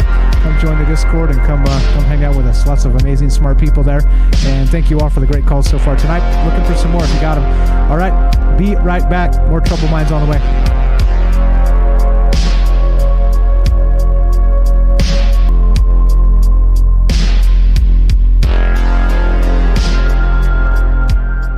Welcome back to Troubled Minds. I'm your host, Michael Strange, and we are talking about Mars. Yeah, that's right, Mars. And, that little red planet out there that supposedly is going to be a human colony in the next 5 years, according to Elon Musk, if his timeline stays firm. And, of course, clearly, we've never been there, supposedly. Again, it depends on who you believe. Some people believe that there's no chance. Mars is fake. We'll never get there. Space is fake. That's fine. I'm okay with that. Other people believe that we've already been there, meaning that we've had a secret space program for a very long time, and it's likely we already have a base on Mars anyway. And so this is a lot of this conspiracy pantomime in that, what's actually true? What is the reality we live in? And again, I kind of agree. I happen to agree with Jennifer there, with Robert. I think with James, with all the folks that called in tonight. Thank you guys for the amazing calls. I think this is possible. I think, I do believe we've been to the moon. I'm not the guy that, I think probably the conspiracy for the moon for me, just for me, like I said, I don't have the answers. I think they probably faked the first one because it was on TV, right? Imagine how horrific that would be if they actually just crashed and burned on live TV, I mean, you have to be damn sure, you're right? I mean, yeah, like triple, quintuple sure, like just the amount of just mathematics involved, right? Way back before computers, right? All that stuff. You have to be perfect. And so, being perfect is not something humans are good at. Humans are good at, right, trying again and again and again and then finally achieving things. And so being perfect the first time is an unbelievable challenge. And that's what we're talking about for Mars as well, because so the way this works is, again, check out this website. You guys, if you want to learn more about this, like I said, there's some pretty interesting stuff on this site that's called humanmars.net, and they describe what the base is going to look like. Again, sort of the terraforming plans, the dome stuff that they're talking about, some of their landing sites exactly. Before they do it, they're going to send up some different ships with supplies, and then they're going to pick out the spot where they're going to land and try and build this Martian city, and all the crazy stuff, right? So starting with robotic evaluation, and then 2 crewed starships and 2 crewed cargo ships with about 24 astronauts will go there, and the main objective will be to build a propellant plant and solar array, as well as some greenhouses and landing pads for future missions. Those first settlers will live in the landed starships as temporary habitats, which will stay on Mars for several years or even forever. The propellant plant would produce methane and liquid oxygen from subsurface water ice and atmospheric CO2 to refuel cargo ships for the return trip. SpaceX is hoping to perform these landings in 2025, which has been bumped up from 2023. So the cargo in 2025 and the crew and cargo in 2027. So according, again, that's been bumped back 2 years here. But again, like I said, there's some fascinating information on this website if you guys haven't seen this. And they're talking about not just that plan in and of itself on how they're going to build this city, but then here's how they're going to have these reusable rockets, right? The Falcon rockets and the rest of this, and how, right? Like it's like this huge thing that Elon Musk was able to build a rocket that could be reused, right? That was like mind-blowing to NASA, right? I mean, NASA's been just throwing rockets away forever.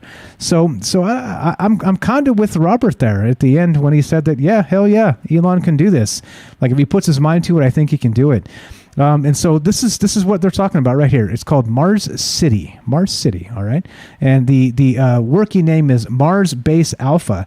And here's the plans. It's right here on the on this nice blog they've kept at humanmars.net.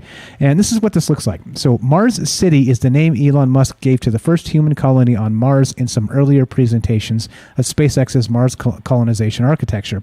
It would be an awkward name for a small outpost. Of the Mars Base Alpha will initially be after but several decades of colonization. When the population of the base will reach several thousand, the name Mars City would fit quite well. We estimate it will happen in the late 2050s with the construction of the first large-scale transparent dome. SpaceX has mentioned a goal of terraforming Mars eventually, but even if the efforts will be started early on, the first notable results, not even speaking about full terraformation, will be seen only centuries ahead. So there you go. There's the plan right there. And like I said, this is pretty fascinating to me, because if I kind of agree, I'm rooting for him. I want this to be done, because think about that. Think about having to be perfect. And if you can pull this off and actually be self-sustainable on Mars and be able to refuel rockets there, launch them and come back for supply runs, things like this, I mean, literally, like you say, the sky's the limit. I think that blows this out of the water. Mars is the limit. What's next after Mars, right? So you're building launch pads there to launch rockets to come back. Well, it could be the outpost, the exploration outpost for, again, Titan, for Enceladus, for, some of these planets that they said are, or moons that they said might be habitable as it is. So who knows? Like in terms of this, like maybe 200 years or 250 years or 300 years, we could literally just have humans all over the damn solar system. Like, that seems absurd, doesn't it? Man, talk about science fiction. This is nuts. So I guess the race is this, right? I guess let's frame this in a funny way for just a second. So the race is Elon Musk going to get to Mars, or is Mark Zuckerberg going to destroy the world first with his metaverse? There you go. There's for you haters out there. What's up, Todd? How you doing, buddy? Talking to you. So I don't know. You tell me. Just having fun with this and considering. Hopefully this works. Hopefully this plan is solid, and hopefully they have to be perfect. And there you go. Matt's got it right. LOL. We can't even be self-sustainable on Earth. Well, if you put it to Elon and there's no EPA up there or anybody telling anybody what to do. I think that the problem is when you terraform the place, you can't be carbon neutral or what you kind of need to kick that into the atmosphere, right? I think that's part of terraforming the whole thing. So you gotta kind of be messy a little bit to start, but eventually, right? If like you get to start basically world building. I mean, we're talking actual world building. I don't know. This is nuts. And what do you guys think about this? Like I said, does this plan seem so far ridiculous that no chance in hell? Like Dino said, like, no, not in our lifetime. Or do you think that this is possible? Do you think this is really going to happen?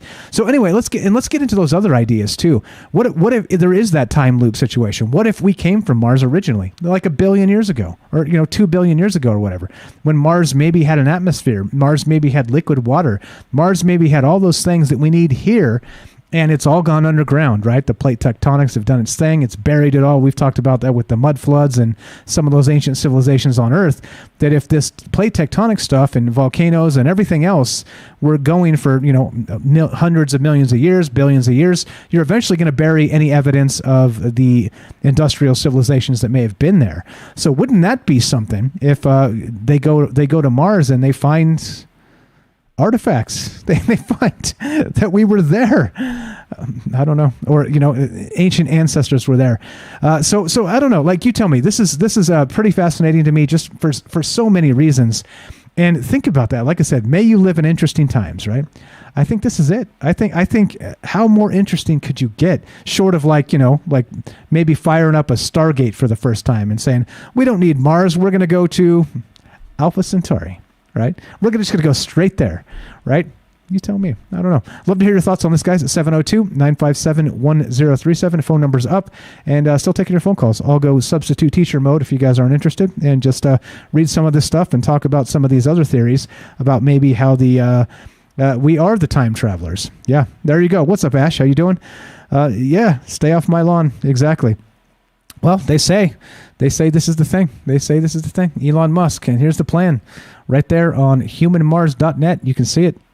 It's coming. They've even got a map. Check it out. Check it out, Ash. They've got a map on here where they're saying where their potential landing sites, so where they're going to land and build this base. So, well, maybe you could start planning right now.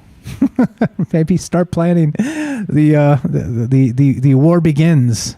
They've drawn their X's in the sand, and maybe you can beat them to the punch.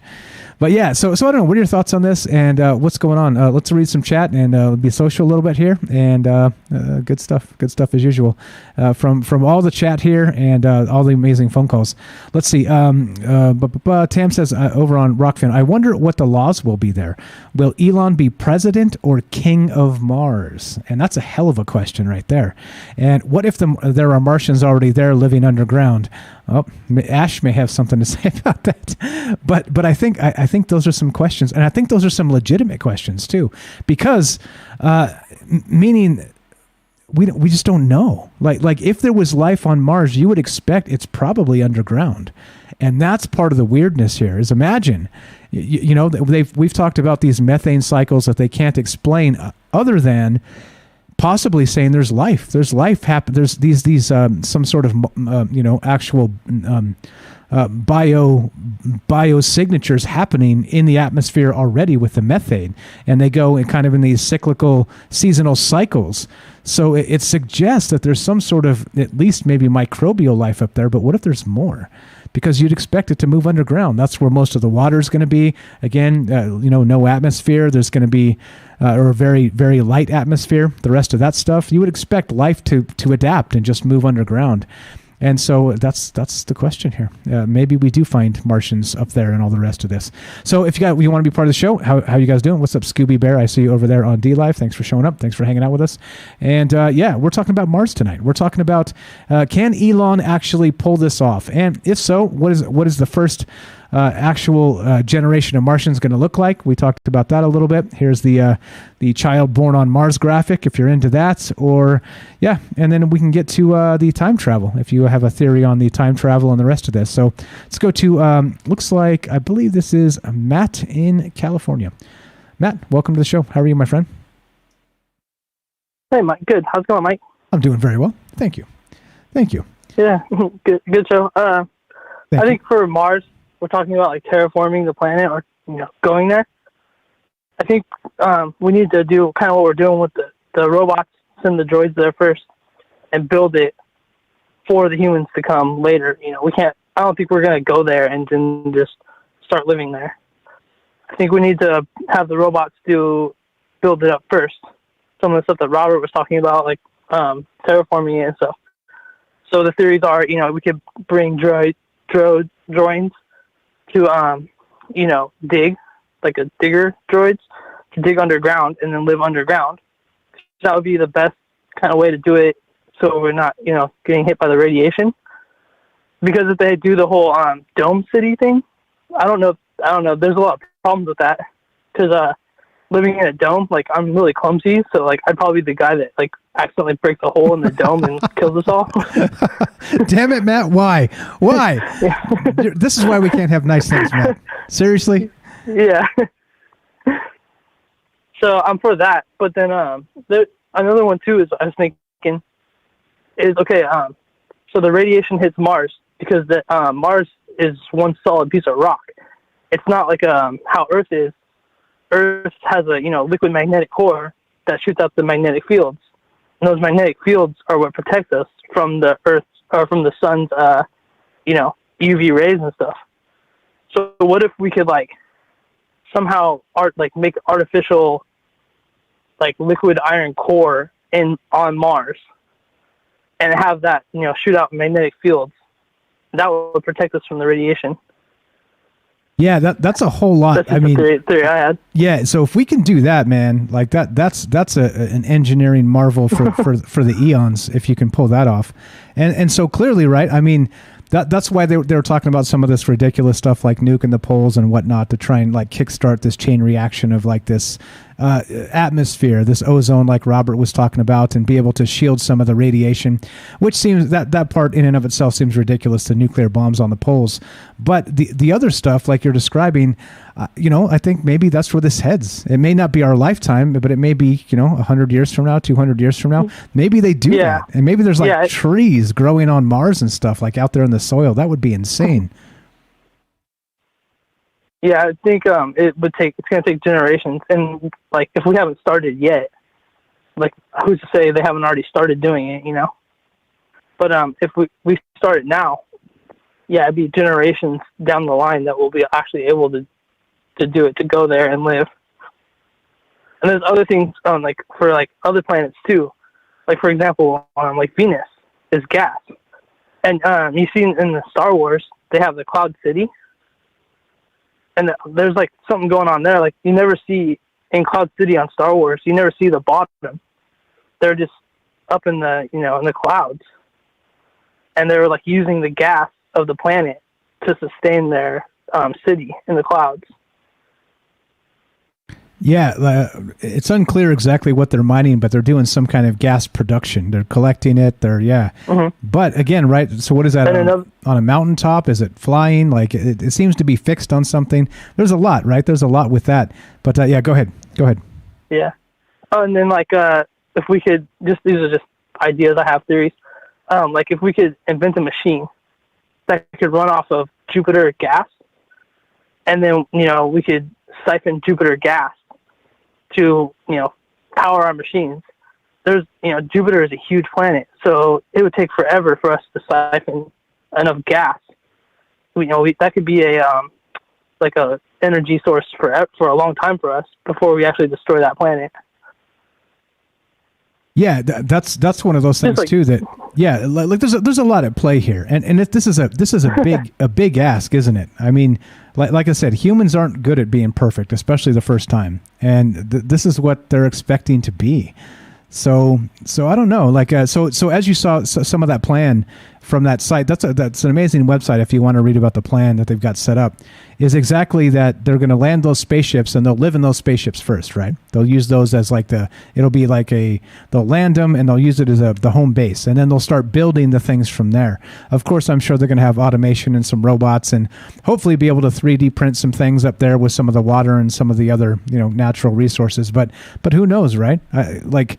The first supposedly, again, so I'll say supposedly for all this, the Mars rover that had the drill, the first rock they tried to drill into crumbled and it couldn't even get them a sample.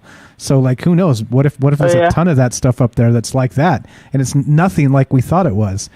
It's this. Yeah, we're all totally wrong. Yeah, it could be, right? Because again, as far as we know, there's been nobody up there.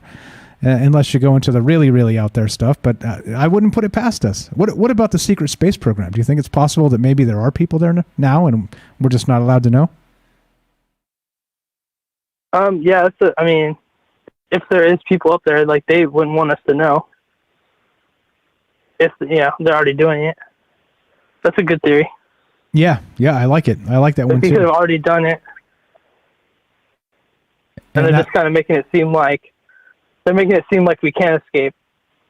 But then, like, that's the we talked about this before. That's the Elysium kind of thing. Like, the rich people are already up there living their life, and then they're just going to let us, be on Earth, and the Earth, the way we're going, the Earth ain't going to be around that much longer. Exactly. So humans will destroy it eventually. That's your breakaway civilization there, right? Yeah. Maybe. And so go ahead. So going to the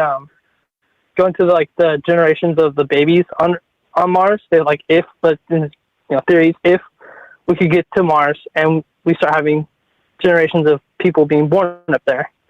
I think, evolution of man, that is a thing where the babies being born up there are going to have, I guess it wouldn't be benefits, it'd be the opposite of that. It'd be bad things of living on Earth or living on Mars. So that would be like you said, the like thin bones and being skinny and all that, like over time, because it's not like walking around on Earth. But I think that it wouldn't be like the first babies born on Mars are going to be normal, humans. But then like the next one over time, each generation is going to get, turned into, like you said, a Martian. And then it won't be until, like, say, two people mate and have a boy, and then two other people mate and have a girl. It won't be until those two mate and have another baby. That would be the next, the jump in the evolution.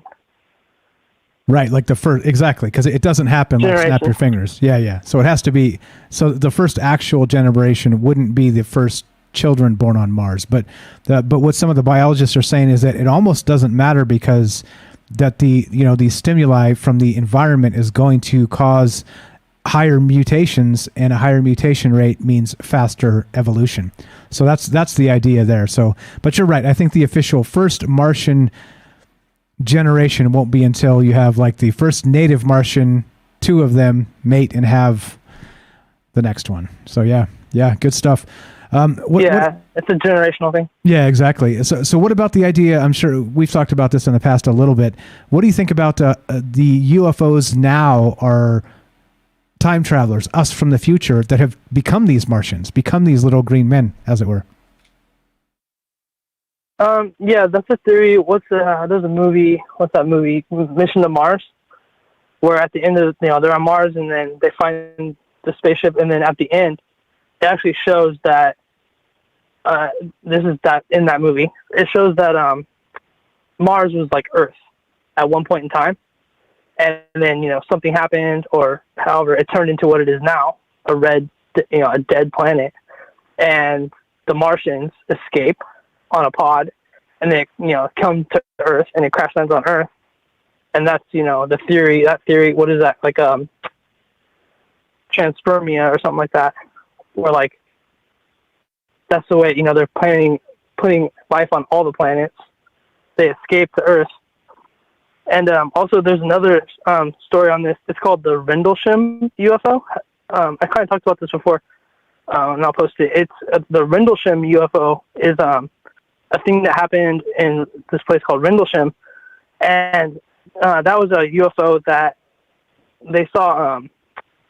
Like they went up to this UFO in the forest, and it had like binary code, and the binary code was saying like we're humans from the future coming back to like check up on on humans now.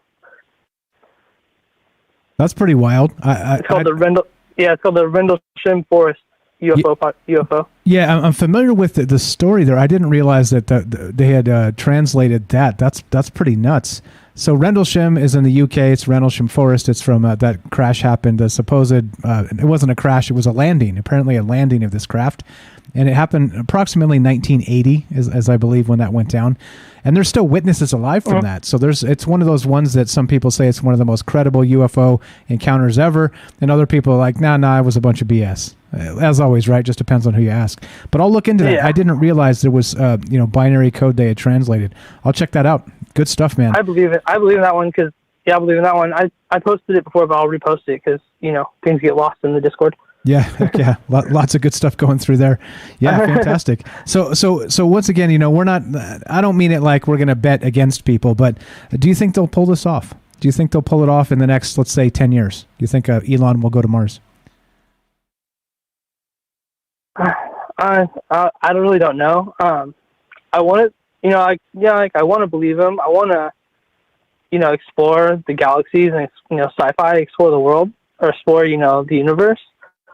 But I think there's just so many problems, just in getting there. That it's not going to be something we're not going to be able to snap our fingers and just do it. We're going to have to work for it and figure it out. It has to be science and technology together to get us there. And then, getting us there is just one, problem. Living on the planet is going to be, there's so many things that could go wrong, Yeah, a whole lot of other problems. That's 100%. Yeah, I say no. Okay, so no. And if we do, you probably take a little longer than that. Yeah, it won't be until we have some sort of technology that we're for sure figured it out and know how to do it. Right now, we're kind of just we're speculating. We don't know what's really up there. Yeah, you seen Dune? I've seen the old one. I just started watching the new one only halfway through. Okay, I'm going to just say, what if something lives underground on Mars that's in Dune? And I'll leave it at that for no spoilers. I'll leave it for no spoilers. But you know what I mean? How would we know? We'd have to catch it on a satellite or something, right? Who the heck knows, man? Yeah. Matt, I appreciate you calling. Anything else for us tonight? No, thank you for having me on. Thank you for the shows, and keep up the good work, Mike. Thanks. Thank you very much. You too as well. Thank you. Thanks for the fantastic call as always. That's Matt in California. Good dude. Always good information there. And we're still talking about Mars and still taking your phone calls. If you want to be part of the show, 702-957-1037. Click the Discord link at troubledminds.org. And so lots of questions tonight. So number one, do you think Elon Musk will pull this off? He says 2025, the first actual craft will land on Mars with supplies. And in 2027, a manned crew will land there that will scout out the area and choose the most likely spot to build the city, Mars City. And what they'll do is they'll live in their spaceships for the first bit until they start building this new thing. So do you think this is all possible? And then again, do you think there's life on Mars currently, which could be a whole new wrinkle in that game, right? What if there is? That changes everything, doesn't it? And then what if, back to this other theory, what if the UFOs we see today are us from the future? That whole theory. And we'll get into that in a little bit as we go tonight. Looking to hear from you, 702-957-1037. We got Ash here. I'm not sure if he's actually there. Ash, let's go. Let's try this. Let me see if this actually works. Let's go Earth to Mars. Ash, do you copy? Beep, beep, beep, beep, beep, beep, beep, beep. What's up, Ash? How are you, bro? What's up? How you guys doing tonight? Good. Apparently, the uplink to Mars is strong. The alignments must be pure. Yeah. So this affects you probably in a great way. This Elon Musk talk and living on Mars and all the rest of this. What are your thoughts, man? There's a lot here. Well, look, if you're gonna just outright talk about the invading my planet, okay, just gonna tweet it like it's no big deal, a declaration of war against me, all right, we're gonna throw down Earth. I don't know what I'm gonna do yet, but I'm gonna figure it out. I'm gonna sabotage some of the equipment. No, but for real, it's we live in crazy times, and what is crazy is that if you notice, the mainstream news is talking about trial cases and this and that and all the other thing, and then there's this amazing news that kind of goes past everyone, and it's things like we're going to Mars, we're colonizing Mars, which seems a little bit more important than any court case that could be going on, and it's just wild how there's so much of this stuff going on. In technology and all these different fields. And I wonder, just kind of how we don't really know what's going on. There's something that kind of bugs me about this whole thing. And it's just, Elon Musk is a brand, right? And it's like, Elon Musk can do anything. And look, I love what Elon Musk has done, and I'm a big supporter. But for him to go to the moon, to go to space, and it's kind of nonsensical to me, because we have these underground bases, we have this breakaway civilization, we hear these rumors of all this government stuff that we've got, alien UFOs. I mean, at this point, some of those rumors are quelched. There are UFOs, right? Someone's flying around in these amazing vehicles that can get to other planets, and it's just slowly confirming these rumors that we're hearing. So, are we going to Mars to colonize it for the first time, or do we have a base there already? Like that Israeli space officer who was 80 years old. He's been in the business all his life. If anyone's gonna know, it was him, and there was that article about it. So, like, to what extent is this true? Is this just public disclosure through a popular brand like Elon Musk? What is real? What isn't? And I guess that's kind of my, going to Mars, sweet. Colonizing Mars, cool. That's all cool. But like, we can't even have a mature discussion about the UFOs. We can't even get, what's going on underground bases. We don't know what's going on. And that's kind of like the part that's like, okay, yeah, to what extent is this true? Is he saying he's going, and then he just hops in a secret UFO government thing and just flies up there and then unloads? I think that's what they did with the moon landing. I really do. Time will tell, but I think that they didn't really go in like a legit vehicle that we built. I think that we had some UFO technology and we took that to the moon. We like faked the whole thing like we were going to go with our own tech, right? And then we went with like the secret tech. And that's why there's so much weirdness with like footage and how people are behaving and everything like that. And so will history repeat itself? Will it be like that? I mean, that's my theory. Maybe I'm out there on that. But I mean, we haven't heard a peep from, I mean, how many decades has it been? And it doesn't seem like energy and travel technology has progressed at all. We're still just shooting rockets into space. That's kind of hard to believe. That's what Tinfoil Timothy says all the time. He's all, come on, guys. They were doing the Saturn V back in like the 50s. He's like, no fucking chance. We're still shooting rockets in the sky. This makes no sense. Yeah. And he's kind of right. He's kind of right. Yeah. Either that, like, there's two realities. UFOs are real, period, right? That's a reality. So off of there's two realities. Either it's a human technology, and that we probably can go to Mars already, in which case we already have. If it's a military advantage, you're going to go, period. Or it's aliens. Either one is completely crazy. It's reality changing, right? It changes everything. And it's got to be one or the other. Either it's aliens, right? Or it's us. And we've already been to Mars. So, like, what are you telling me? You tell me we haven't been to Mars? Okay, then it's aliens. You know what I'm saying? Like, who's flying those UFOs? Right. Right? So these are the conversations, and I think that we haven't solidified the UFO conversation, that UFOs are real. Like, we should be like, that should crack everything wide open. We should be able to use that. But I mean, there's so many years of stigma, and they could be doing stuff right in your face, and people won't accept it because there's so much stigma behind it. I mean, literally, just bring it up just like start up a conversation with someone randomly and then just start talking about UFOs and aliens. See how that goes. It's not gonna go well.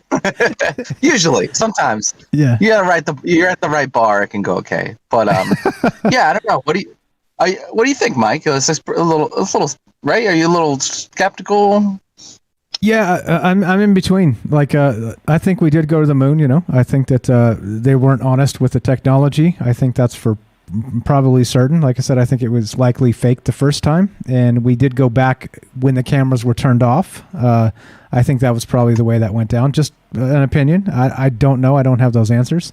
And then I think that I think if they're going to do it with Mars, I would guess it was going to be something similar, right? So they're going to do some secret stuff and put some stuff up there, and even possibly send people prior just to double check, right? Sort of that, like those unnamed people that go down in history as heroes, but nobody knows their name type of thing. They're going to go scout it out, you know? I'll bet you it's going to happen something like that. And so, you know, like, I see. And then if they do, and those people survive, then they'll release their names. But just in case it's horrific and like this just disgusting meltdown, and they die this horrific death and like, you know, suffocating and burning and irradiation, and you know, it's on camera or whatever, like on a GoPro stuck to the dashboard as this shit goes down, you know, like. That's why I think they would probably do this stuff in secret to begin with, because just imagine what a blow that would do to any space program at all. Like that is horrific. I mean, you're talking about like a 3-month voyage to get there sort of thing, and then for it to go down in flames, like something like that, just horrific. Yeah, no. So I don't. That's my guess. I'm thinking they'll probably do something prior to, clandestine style. Not tell anybody about it, and so if it crashes and burns, they could say it never happened, right? That would be my thought on that. But, right, then it still means you have to, at some point, establish something before you just send, I don't know, dozens or hundreds of people up there. It seems ludicrous. It seems cart before the horse. It really does. So I don't know. Like I said, I'm hopeful. I hope that, you know, Elon Musk can get this done. I hope that it doesn't turn into just a horrific tragedy with not just a few people, but, you know, multiple dozens or hundreds of people. And who knows, right? Like, this is the great unknown, and this is exactly what humanity is about too, you know? Like, this is, if nothing can inspire you, or if this doesn't inspire you as being possible, I don't know you can be inspired. You know what I'm saying? Like, it is such a monumental undertaking, just on a like on a physics level, on a astronomy level, right? Like on an engineering level. Like, there's so many things at play here that have to go right to make this work. It gives me the chills a little bit thinking about somebody is saying we can do this. You know, man, if that doesn't fire you up, I don't know what will. But yeah, so I'm with you, man. Like, I'm hoping he can pull it off, even if it takes him a little longer than he says. I would be cautious, because you don't want it to like blow up in your face with, you know, dozens or hundreds of people dead instantly. So that's how I would play it. If I hate to say it, guys, if I was NASA or Elon Musk, I'd send a secret mission first and just double check everything and make sure, you know, there's no sandworms going to eat people up and shit. And then after that, then we're like, radio back. Okay, all clear, guys. We landed it safe. The math checks out. Come on. Yeah, you got to make sure Megatron's not on the dark side of the moon or whatever, you know, like. Seriously. Yeah. Exactly. So that's how I do it. But anyway, so I'm rooting for him. But okay, so here's the thing too. Check this out. I know you've heard this theory before. What do you think about this, Ash? We were going to get into this, and you just happened to show up at pretty much the right time. It's almost like somebody had called you, remote viewed you, and said, dude. So check this out. This is a headline from space.com. Are the aliens us? UFOs may be piloted by time-traveling humans, this book argues. And this is sort of ties into the whole future generations born on Mars, they say, will look exceedingly more and more like aliens, right? Like Martians. They will get smaller, possibly larger heads, emaciated, brittle bones, right? Have their vision will be worse. So as a possibility, their eyes may become larger to adapt to that because they spend most of the time inside, etc., so on. So, you know, even skin pigmentation changes because of the enhanced radiation and UV light up there. So if that's the case, and let's just say 10 or let's say 1,000 generations down the line, the Martians look like gray aliens, right? Something to that effect. So are the UFOs we see, the breakaway civilization, that time travel coming back to check us out? What do you think about that theory? So, I know in order to avoid, so there's two parts. In order to avoid the actual conversation about aliens and crack that open for whatever reason, some of the factions that are in control are kind of the barrier to disclosure. The ones that don't want it are thinking about using that as a contingency plan, basically saying it's us from the future. It's us from the future and those UFOs, and that we can't interact with them because it might mess up time travel stuff or something. So I know that is a contingency plan. So I tend to kind of try to not let them do that so easily. So I kind of push back on that. But I will say, with development in space, is that we are not evolved to be in space. Like, how hard is it? If we send something to Mars, is way easier when we send people, right? Because we're not designed for space. It's really hard to keep humans alive. Half of the, maybe even twice as much of the trip ends up just dedicated to that, the resources to that. So that's a great point where evolutionarily, if you're sending biologicals into space, you want them kind of attuned to being able to live in there. So it's more efficient, right? Just in general. It's kind of like mermaids, right? Like, they live underwater. They're evolved for it. I'm not saying mermaids are real. I'm just saying that's the idea, right? Damn it, Ash. Let me tell you about the mermaids. No, I don't believe. Let's talk about mermaids for a moment. No, go ahead. No. So what I will say is, there's and we're going out in the left field. So I've never seen any of these things, right? So I don't know. But there's rumors that those gray beings, there's ones that are kind of made, or they're a slave race to other beings because they are capable of interstellar space flight easily. So, for instance, they've been referred to being grown like a crop. So, if you were going to go to Mars, you could literally have these bio robot entities, like, on record. You send the plane to Mars with it doesn't have to sustain biological life at all, right? Because you don't have any on board. You're just sending a machine. But then when it gets there, it can grow the crew. It can, like, make the crew, which is a pretty gnarly concept. But from what I'm hearing, that is like a super common thing to do. Like, that's how other beings supposedly have overcome that. So yeah, I mean, there is this movie, I think it was called Titan something on Netflix or whatever, but we wanted to go to one of Titan's moons, and the people can't really survive there. So they basically did gene therapy on a bunch of people and accelerated their evolution to survive on that planet. And most of the people went insane, like went on rampages and all kinds of stuff. It's an interesting movie. It's like, I forget, it's like something about Titan. If you Google trip to Titan Netflix, it'll come up. But yeah, by the end of it, people had kind of like fins and gills and stuff and could survive on that planet. Here's a concept. Well, maybe that's what humans are. Maybe we are seeded across the universe, and that we co-evolve with a planet, and we're kind of the terraforming that allows another civilization that kind of uses us to kind of prime the DNA pool for them to move in amongst us or whatever. I don't know. You mean the Archons? The Archons. They want to move to Mars. Yeah, I don't know. I think that people think like robots are going to be the next revolution. And I think that is the case. Obviously, we've seen some crazy stuff, but I think biology is a real thing because it's just way more efficient, right? It just, you can just grow more. That's way better. So Yeah, going to Mars. I mean, but look at these conversations we're having. Just having to go to Mars pushes humanity to its like pushes it in a way to like figure stuff out and grow and evolve. And if anything ever happens on Earth, you know, who was it? Matt Damon. Matt Damon can like, you know, start the species over again. Matt Damon. Yes, of course. Or Matthew McConaughey. Murph. Hell yeah.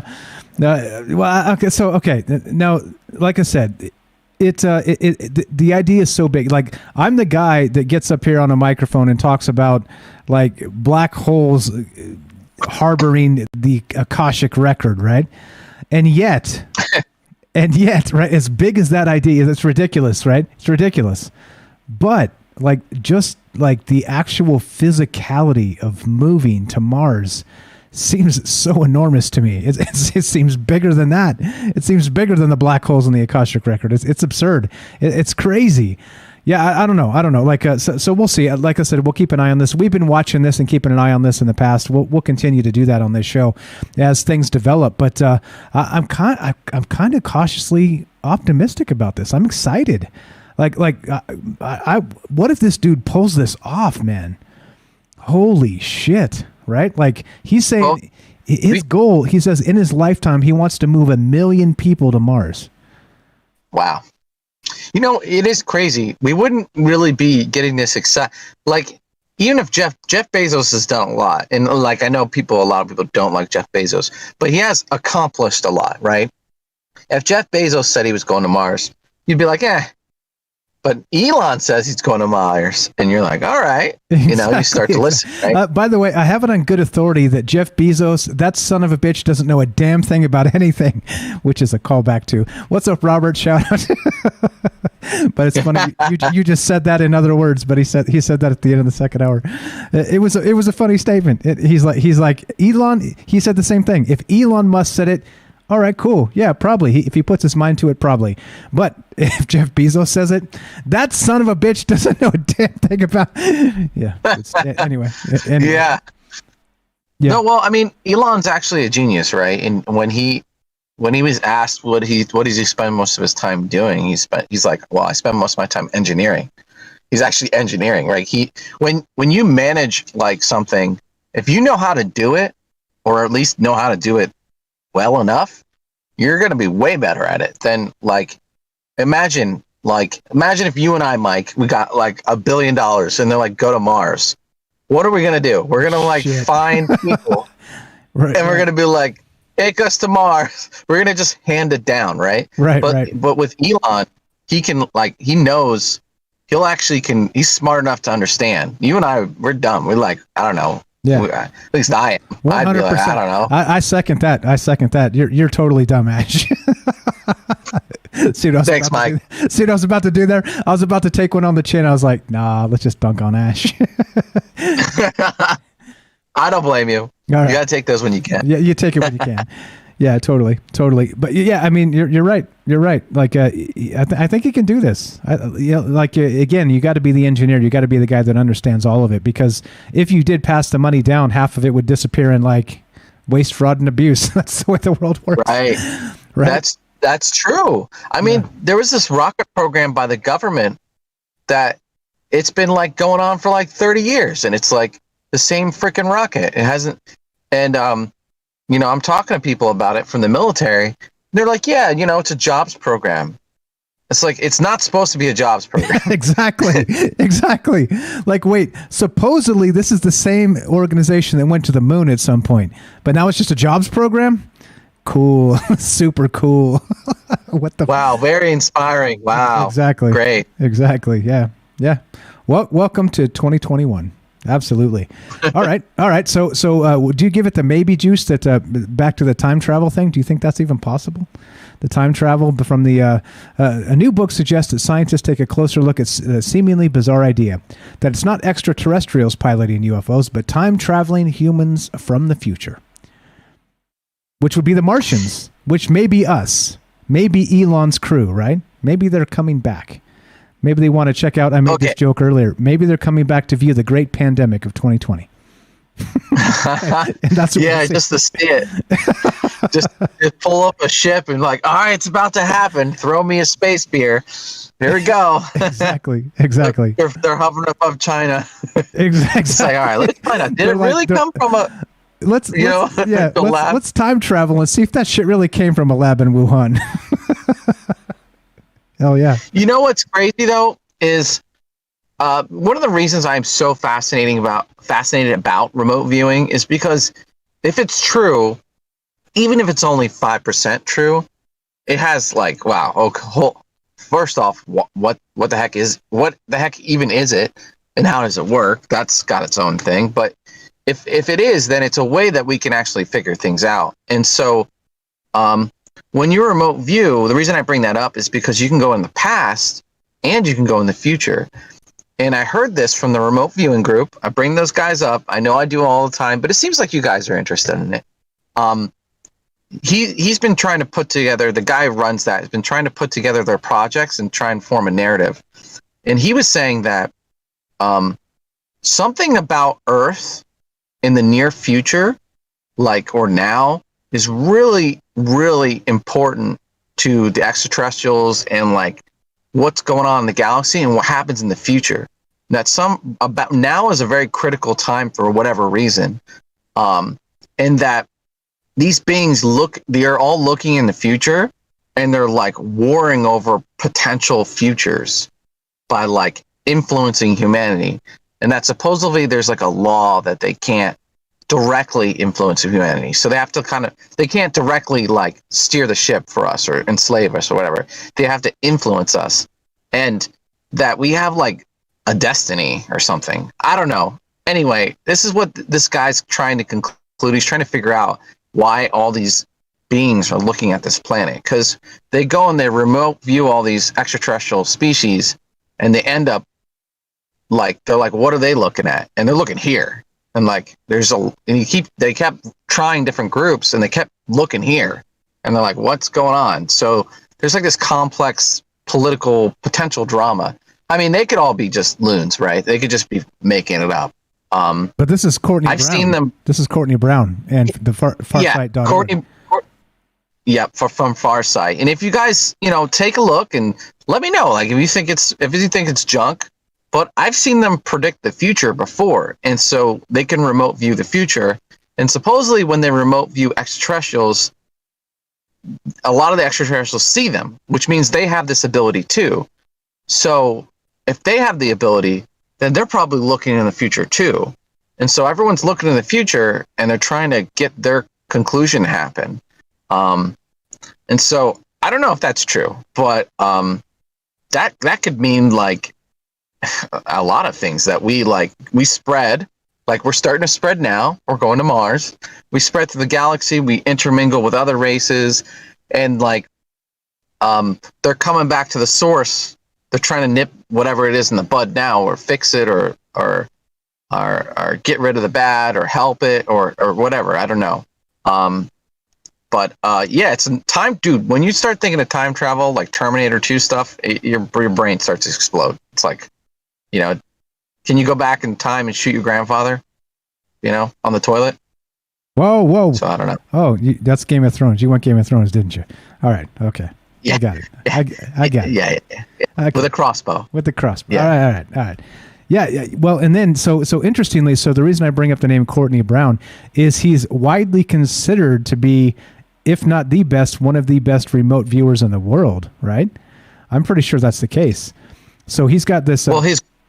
his crew, right? His group has some of the best. He himself, he does it, but I think there's some people on his group that they remote view, and if it is true, I'm not there. I'm not physically there, but they're really good. It's kind of crazy how fast they pick stuff up, and they have conversations with beings. It's kind of like the hair stands up on your arm, and when they're speaking to the devil. Stuff like that. So it's pretty gnarly. Sorry to interrupt you. No, you're good. That's the 8 martini result, right? Were you there for that? Yeah. No, I wasn't here for that. What that was it was I read some of the article though. It's if you once you like accept it as reality, if you're seeing enough proof, it blows your mind, and you have to have 8 martinis, right, to like recover. yeah. So there's an actual. This is hilarious. We talked about this last show, 2 shows ago. I can't remember, but there's a remote viewing magazine called 8martinis.com, right? And I saw this from UFO Joe. It was on his Twitter because he's super into remote viewing also, and he knows Courtney Brown and all the rest of this, right? So this is what this is, and this is hilarious. It's worth mentioning again. So 8martinis.com is a remote viewing magazine, and why it's called 8 Martinis is because this. What is an 8 martini result? Well, this is an intelligence community in-house term for remote viewing data so good that it cracks everyone's realities. So they have to go out and drink 8 martinis to recover. And that was said by Ingo Swann, who has now passed away and also considered to be one of the best remote viewers ever, right? Him and Joe McMoneagle were part of Project Stargate back with the CIA. So interesting. There you go. 8 martinis result. I didn't know that. Now I know that. That's a nice term to add. 8 martinis result. But yeah, man. And if that's what this is, so you're saying that like the remote viewers, Courtney Brown and all the rest of this, they're actually considering that they're looking at us for some reason, meaning that maybe that time travel stuff is happening. And if that's the case, well, we would kind of be one of the hot kids on the block, right? With new technology, kind of coming back to look at ourselves in the past. And then so these super advanced civilizations would be like, wait, what are these guys up to, right? So all eyes would sort of be on Earth. That's an interesting thought right there. Yeah, like I was trying to. He hasn't explained that too much. It was actually just in his last thing. But I mean, I've watched their material, and that's happened a few times where he must have some other information that wasn't on the site but that's his theory is that I think humans, we are actually amazing in that we have like a really powerful destiny and that we create a certain future. And because, I mean, look at humans, like they're like, I mean, I watch like TikTok videos of people who like lay brick and like they'll do a whole thing in like a second. And like we're like superheroes from what I understand. Because if you look at a lot of these beings, they're like, like you described them, big heads and like skinny bodies and stuff. And it's like, I watch humans do flips and all kinds of crazy stuff. We're like superheroes. So if we hook up with a faction, we could like supercharge and get stuff done. And so I think that he was saying that there's 2 factions. There's the Galactic Federation of the Worlds, the real one.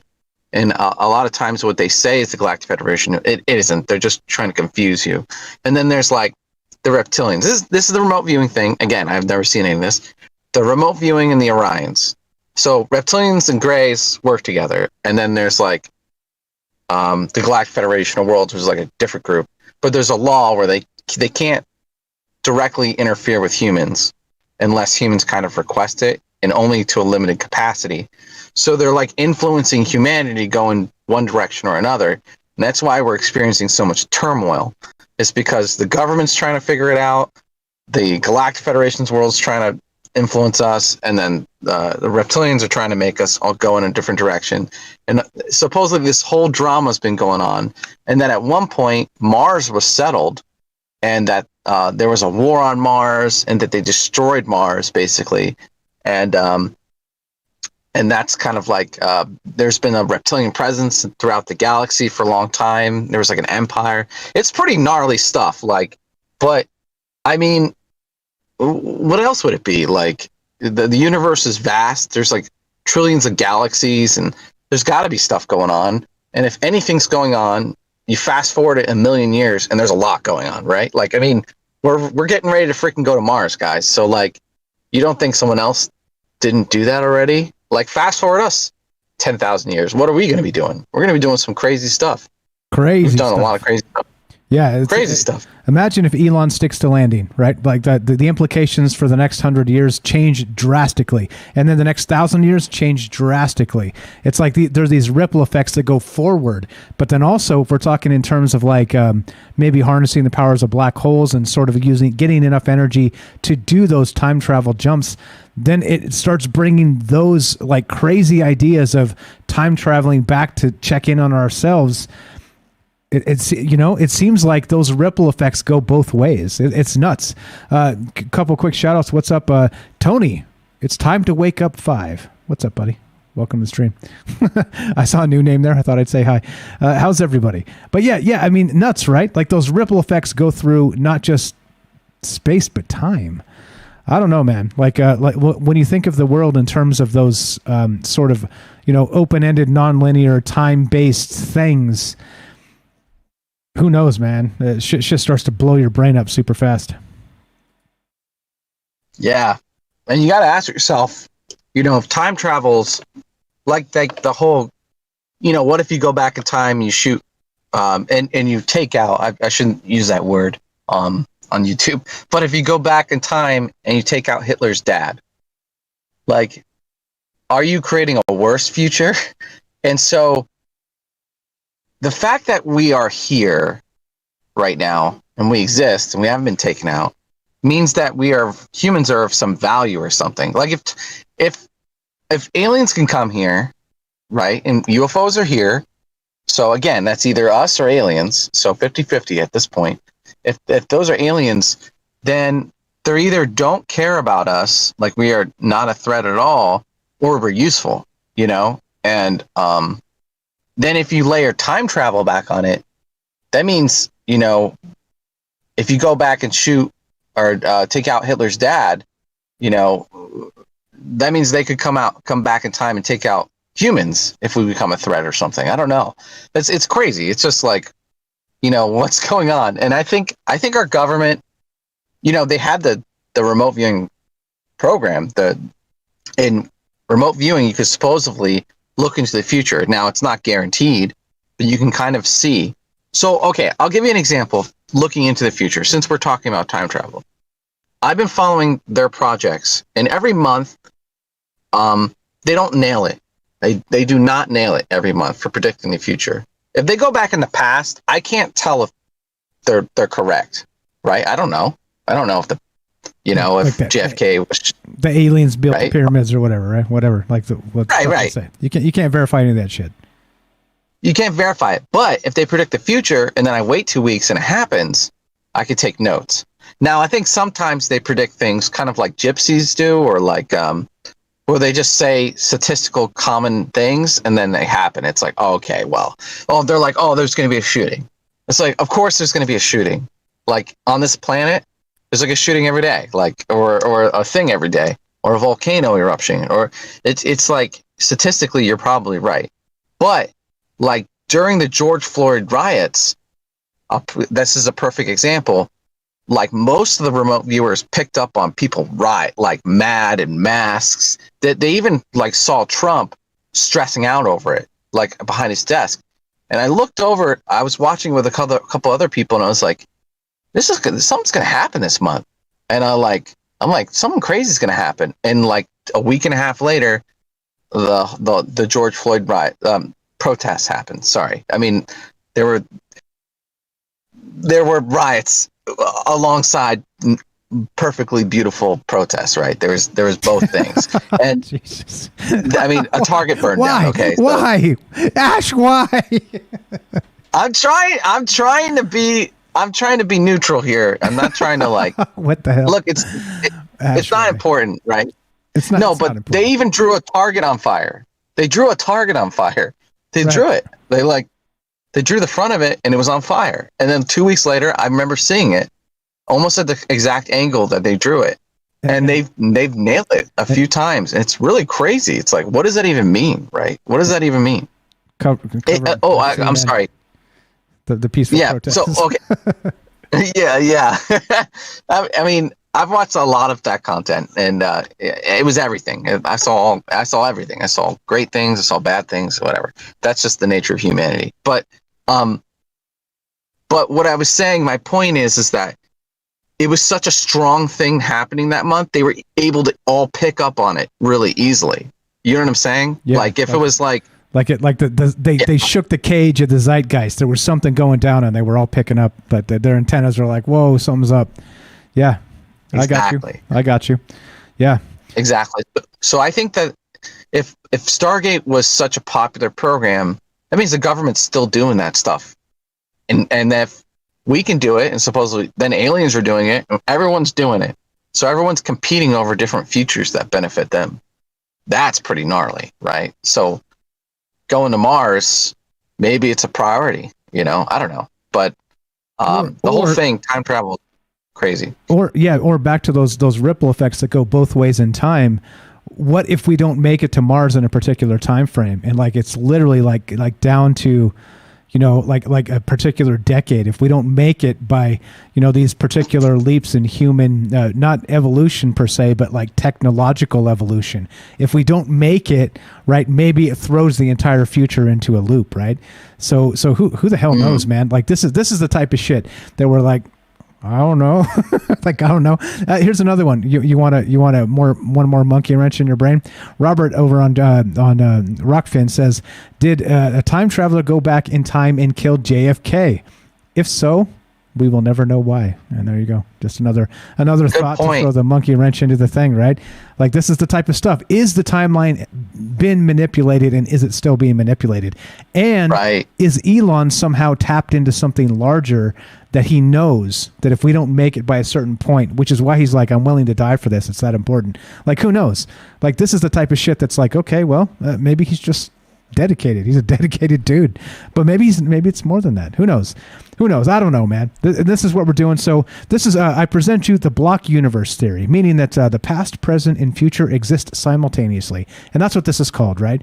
Meaning that if you were so far technologically advanced, you would be able to not just control your timelines for the future, but also the past, and put technological civilizations on a timeline, and even go back and make sure that they meet those timelines to ensure the future you want to see.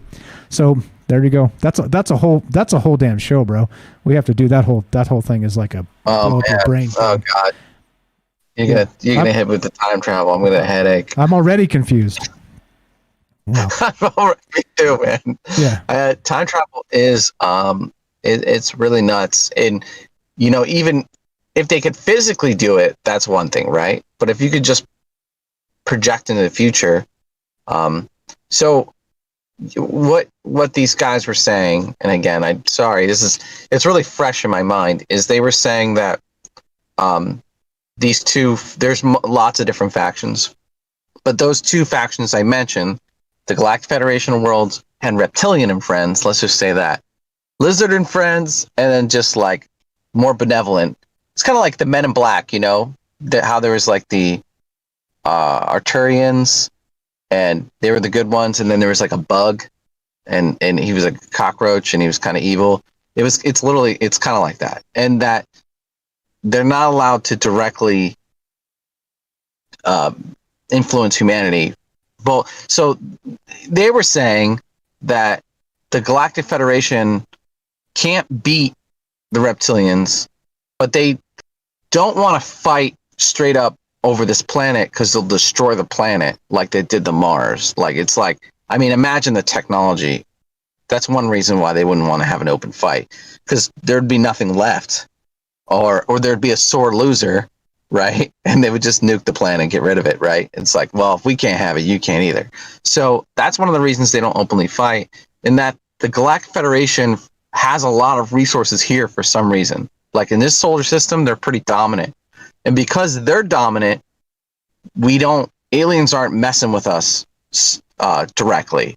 They have to kind of do it indirectly, which is kind of it's a gnarly concept. And I forget why I brought that up. Rush the mind. That's amazing. That's sorry guys, I caught myself rambling here like 3 rabbit holes deep. I don't know what the fuck I was trying to say anymore. I don't even know. Mars. Yeah, Mars, Mars. Back to Mars. Yeah, all right. So here's the thing, right? So we actually have a remote viewing show due. Ash and I were just talking about this because there's some CIA remote viewing news where they just tweeted some shit out recently. So when do you want to do this remote viewing show, Ash? So, and not only that, we have this, the Farsight Institute. This is what Ash has been talking about.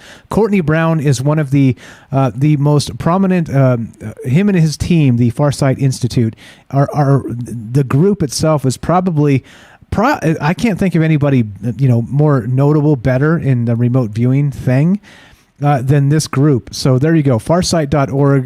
The link is there. I dropped it in the chat if you guys want to check it out. But they're like the CIA just tweeted recently about some remote viewing shit. Like it's like, okay, all right, well, I guess there's some new stuff. So we got to kind of revisit and go back and do some remote viewing. And apparently now looking at the Farsight Institute website, they put a whole bunch of new shit up too. So yeah, public negotiations with extraterrestrials. How it all came to be. There we go. Let me know, Ash. It's pretty wild stuff. Hell yeah, let me know. We'll definitely have to do a show, and I'm not even sure. It's such a crazy topic. I don't know if people are interested in like learning more about the remote viewing itself, Farsight, or all that kind of stuff. And supposedly anyone can do it. It's like a skill that you can learn. I've done it. I've had some success. I've had some epic failures. I've had some success that's creeped me out too. My first try I was like 80% right. And dude, it could be anything. When you remote view, you're supposed to, at least there's different ways to do it. The way we did it was, they just gave me a number and I'm supposed to guess off of that. That's it. And there's no hints. There's no like looking at each other. None of that stuff. Here's your number. In fact, someone could just email you a number or text you a number, and that's it. You're not supposed to communicate before that. And so I think a lot of what they do is they cross-reference. If I give you the pyramids and you're drawing donkeys and like rocks and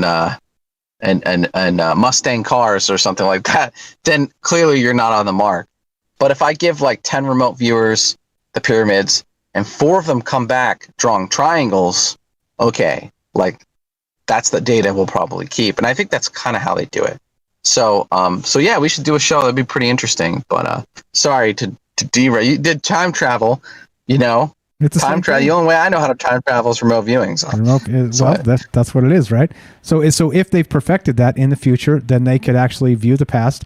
And what does it look like? Okay, so check this out. So hear me out on this one. So if, let's say, Ash, the reptilian from Mars, has mastered remote viewing and you're in the future, like 500 years from now, if you remote viewed to the past, would we be able to see you? Would be able to see you as like a tic tac or something? Would we notice you, right? Would you be this blur coming in and out of reality as you just watched? Like Spider-Man pointing meme, Spider-Man pointing meme, Spider-Man pointing at them. That actually, that supposedly happens to the remote viewers when you go back and you remote view something, right? No one can see you normally, but another remote viewer or someone who has that ability sees you. So they've had it where like 5 people remote view the same being who can see them and interact with them. And you could tell it gets frustrated at one point because it's like, what are you people doing? Like, what's happening here? And even to the point where they remote viewed a reptilian base and like they detected that they were being remote viewed and they had like a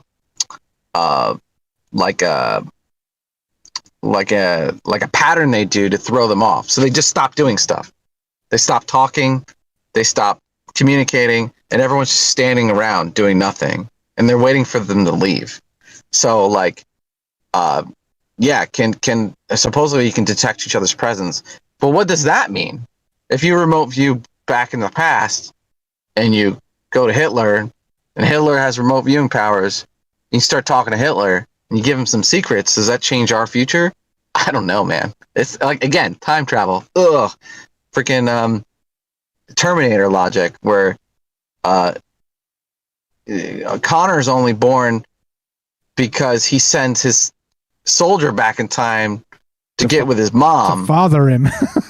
Right. To father him. The time is a flat circle, right? That whole routine.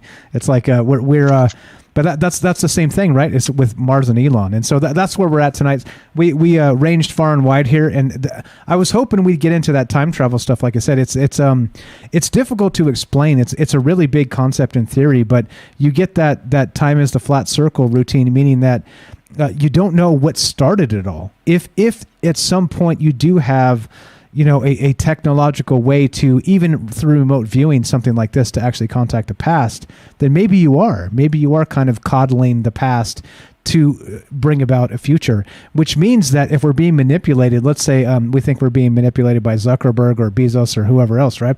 You pick the asshole, then maybe that's because all of that is being ushered in to push us to where they want us to be. And so the manipulation isn't even from people here. It's from aliens there, like a 1,000 years from now. Yeah, who knows? Anyway, there you go. That's called drinking a little too much maybe juice. And we do that here from time to time, and it's okay. It's okay.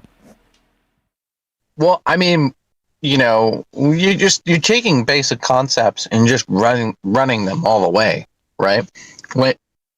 If time travel is possible, it just cracks open a door, and the door is just flies right open, and a tiger jumps in, and high fives you, and sells you some bacon. It's just such a door to open that it just blows your mind. And here we are, our minds are already blown. We got this Elon Musk guy who is supposedly not an alien. He's even said, some people think I'm an alien. And then there's a pause, there's like a laugh. And he's like, I'm not. He has to say it. They're like, it's like that moment where they're like waiting to confess. Everybody's like, yeah. Yeah. Yeah. I think Mark Zuckerberg actually came out and also said he's not a reptilian. And I actually posted a comment on there. I was like, Mark Zuckerberg looks like the kind of guy he looks like the alien from from Men in Black, where his face opens up and the little guy comes out. and it got so many likes and comments that I think they removed it at some point. It was just too trolling. But I mean, what's going on with these? Our elites are behaving weird. Don't you think they are behaving weird though? Almost like they know something. Yeah. Well, I'll see if I can sketch an alternate timeline where the aliens are coming back and ushering us into the future here with these elites. All right, so we're done. We're overtime here, which is fine because we got our buddy Ash the Reptilian back for a minute, so it's all good. The thing is this, right? As we finish this up, what are your final thoughts here, Ash? Mars. Time travel, remote viewing, shit goes off the rails, and rightly so. This is not. That's why we do the third hour here anyway, to kind of just allow things to kind of just go haywire, because you're trying hard to keep a tight narrative for so long, and then you're like, fuck it, let's just talk about time travel, and here we are. Here we are. But you can go on until you're back to where you started, and I think that happens to us a lot. I think we're back to where we started. Mars. Yep. In any case. Yeah. So final thoughts on this and all the rest of this, and thanks for coming and hanging out. Appreciate it very much. Hey, it's we live in crazy times. They say that your soul came here for a reason, and maybe this is just such an interesting time you wanted to be here. Maybe not all that woo stuff is not anything, but it is kind of weird. It is weird that you are living in such a crazy time. Wouldn't you say? It is kind of weird. Coincidentally, you weren't born when there was just horses and you were in a small village. You're born now, and I mean I grew up without the internet, and now we're going to Mars. So. That's what Elon I said. Musk. See, you're actually creeping me out because you're remote viewing the beginning of the show, which I know you didn't see because you would have been around. I said in the very beginning, may you live in interesting times, and by golly, are we? And there you go. You're spying on me without knowing it. Yeah, I think. You came here. If you're listening, I respect you as like an interesting person whose mind is open, and that you're open enough to understand and play with these concepts in your mind, and you're interested in some real news and like in some big picture stuff like humanity going to Mars, not just like a court case, right? Everyone's talking about this stupid court case. I don't want to talk about. I want to talk about humanity going to Mars. That's a good topic. So, Mike, thanks for presenting this topic. It's good information. I appreciate you covering these topics.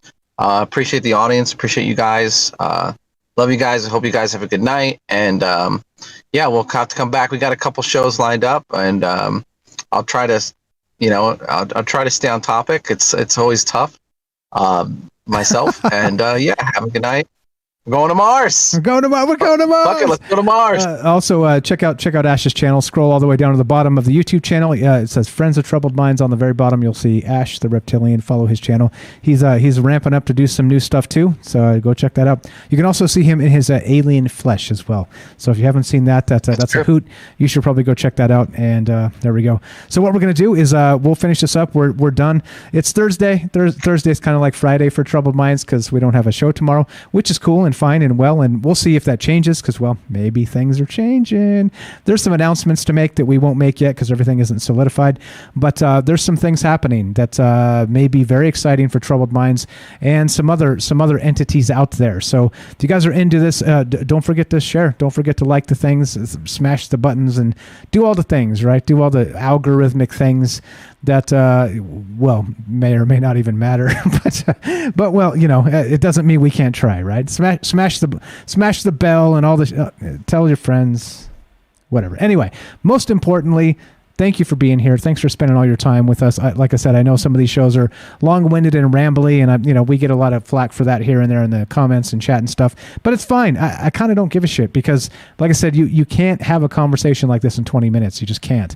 Like, you're basically just getting warmed up. So it's okay. I'm okay to range far and wide and be wrong. Like I said, don't forget, literally the whole concept of this show is it's okay to be wrong. It's okay. Right? That's literally the concept of this show. Because people tell us we can't be wrong, right? It's critical that we're not wrong, but then they tell us politically all these other bullshit things, and we're like, we're gonna take that being wrong from you? Fuck off. Anyway, so there we go. So as we go, Monday, Tuesday, Wednesday, Thursday, 7 p.m. Pacific, Troubled Minds. We have a new show Monday and Friday. We got shows coming up with Ash. You guys are also invited to be on the show. As you found out this week, Jennifer and I did a great show on a couple days back. Some amazing stuff, right? And we got some amazing folks out there. So you guys are all invited to be on the show. You know the drill. Just come contact me at troubledminds.org. Click the Discord link or send me an email at troubledmindsradio@gmail. And by the way, if Algo's out there, Algorithm, I got your email. And I accept, my friend. I accept. Let's draw the line in the sand and do a show together, for sure. 100%. So if you're out there, or if you catch it on an archive, Algo, I'll send you an email back. But yeah, this is what it's about, right? This is about meeting good people. Again, Ash and I met on this show. Most of you, all of you, we met on this show, and that's the good thing. And like I always say, you don't have to be Linda Moulton Howe or Richard Dolan. You just have to be you. You have to be open-minded, considering of all the things, and that's what we're doing. So thanks again for hanging out. You guys are the best. Play some outro music. Thanks again to Ash for spending some time with us and spitting some hot alien fire, which means, well, time travel. I'm talking about time travel. Well, not anymore. Talking about how this ends. And as I always say, this is how it ends. The bad news is we're done. The good news is, God willing, we have tomorrow. And there we go. So thank you again for all the amazing calls. Thanks for all the great, just all the great thoughts in the chat. All of the love for this show, for these conversations, for me. You guys inspire me to come back day in and day out, tired or not. And that's what this is about. That's why we do this. And like I said, I've said before, I've considered just throwing the whole thing in the trash, walking away. It's hard because I've met so many great people that love to listen to this every night, and I get it because I love doing it every night. I love having the conversations with you every night. So there you go. You guys keep punching, keep spreading the word, keep the support, and it's difficult for me to say. I think I'll take the night off because then at some point you got a lot of people depending on you, right? Yeah, it's a good thing. It's a good thing. And met a lot of great people on the show, and there we go. So let's wrap this sucker up. I think Ash bounced, but he came back. You got a reptilian scream or some shit for us? What's up? That's specious, Mike. It is. I was told. Never mind. I already covered that earlier. What? Are we going to do the Demi Lovato thing? We could. You can't call. We could. Well, we You did. can't call them alien. Yeah, we usually have at the end. We go, ow! That's how werewolves do it, but I'm not sure how reptilians do it. All right, I'll give you my real voice. Okay, all right. Okay, there we go. Twist his arm. It didn't pick it up, did it? It didn't pick it up. It doesn't pick it up, because it's not human. The microphone spurts out. I really did it. I did it loud, too. Well, there you go. Confirmed Ash is an actual reptile, and the microphone doesn't like his true reptilian voice. Thanks, guys, for hanging out. Everybody, you are amazing. We'll see you on Monday, of course, unless you hang out with us tomorrow on Twitch. Troubled Minds News, tomorrow at Twitch, 3 p.m. Pacific. We'll see you then. Thanks, Ash, for hanging out. Thanks, everybody else, for being here. Thanks for bailing me out night after night, you guys, with amazing conversations, amazing calls, amazing chat. And let's roll. Let's GTFO. Time to remote view my ass out of here. It picked up that like a croak of a frog. Barely. Barely. I think you have to back off the mic a little bit. There it went. All right, we got it. There you go. There you go. All right, Santa knows. We need to do a whole show where we just do it in emojis. That'll be hot. All right, guys, we're out. Thank you for listening. From our troubled minds to yours, have a great night.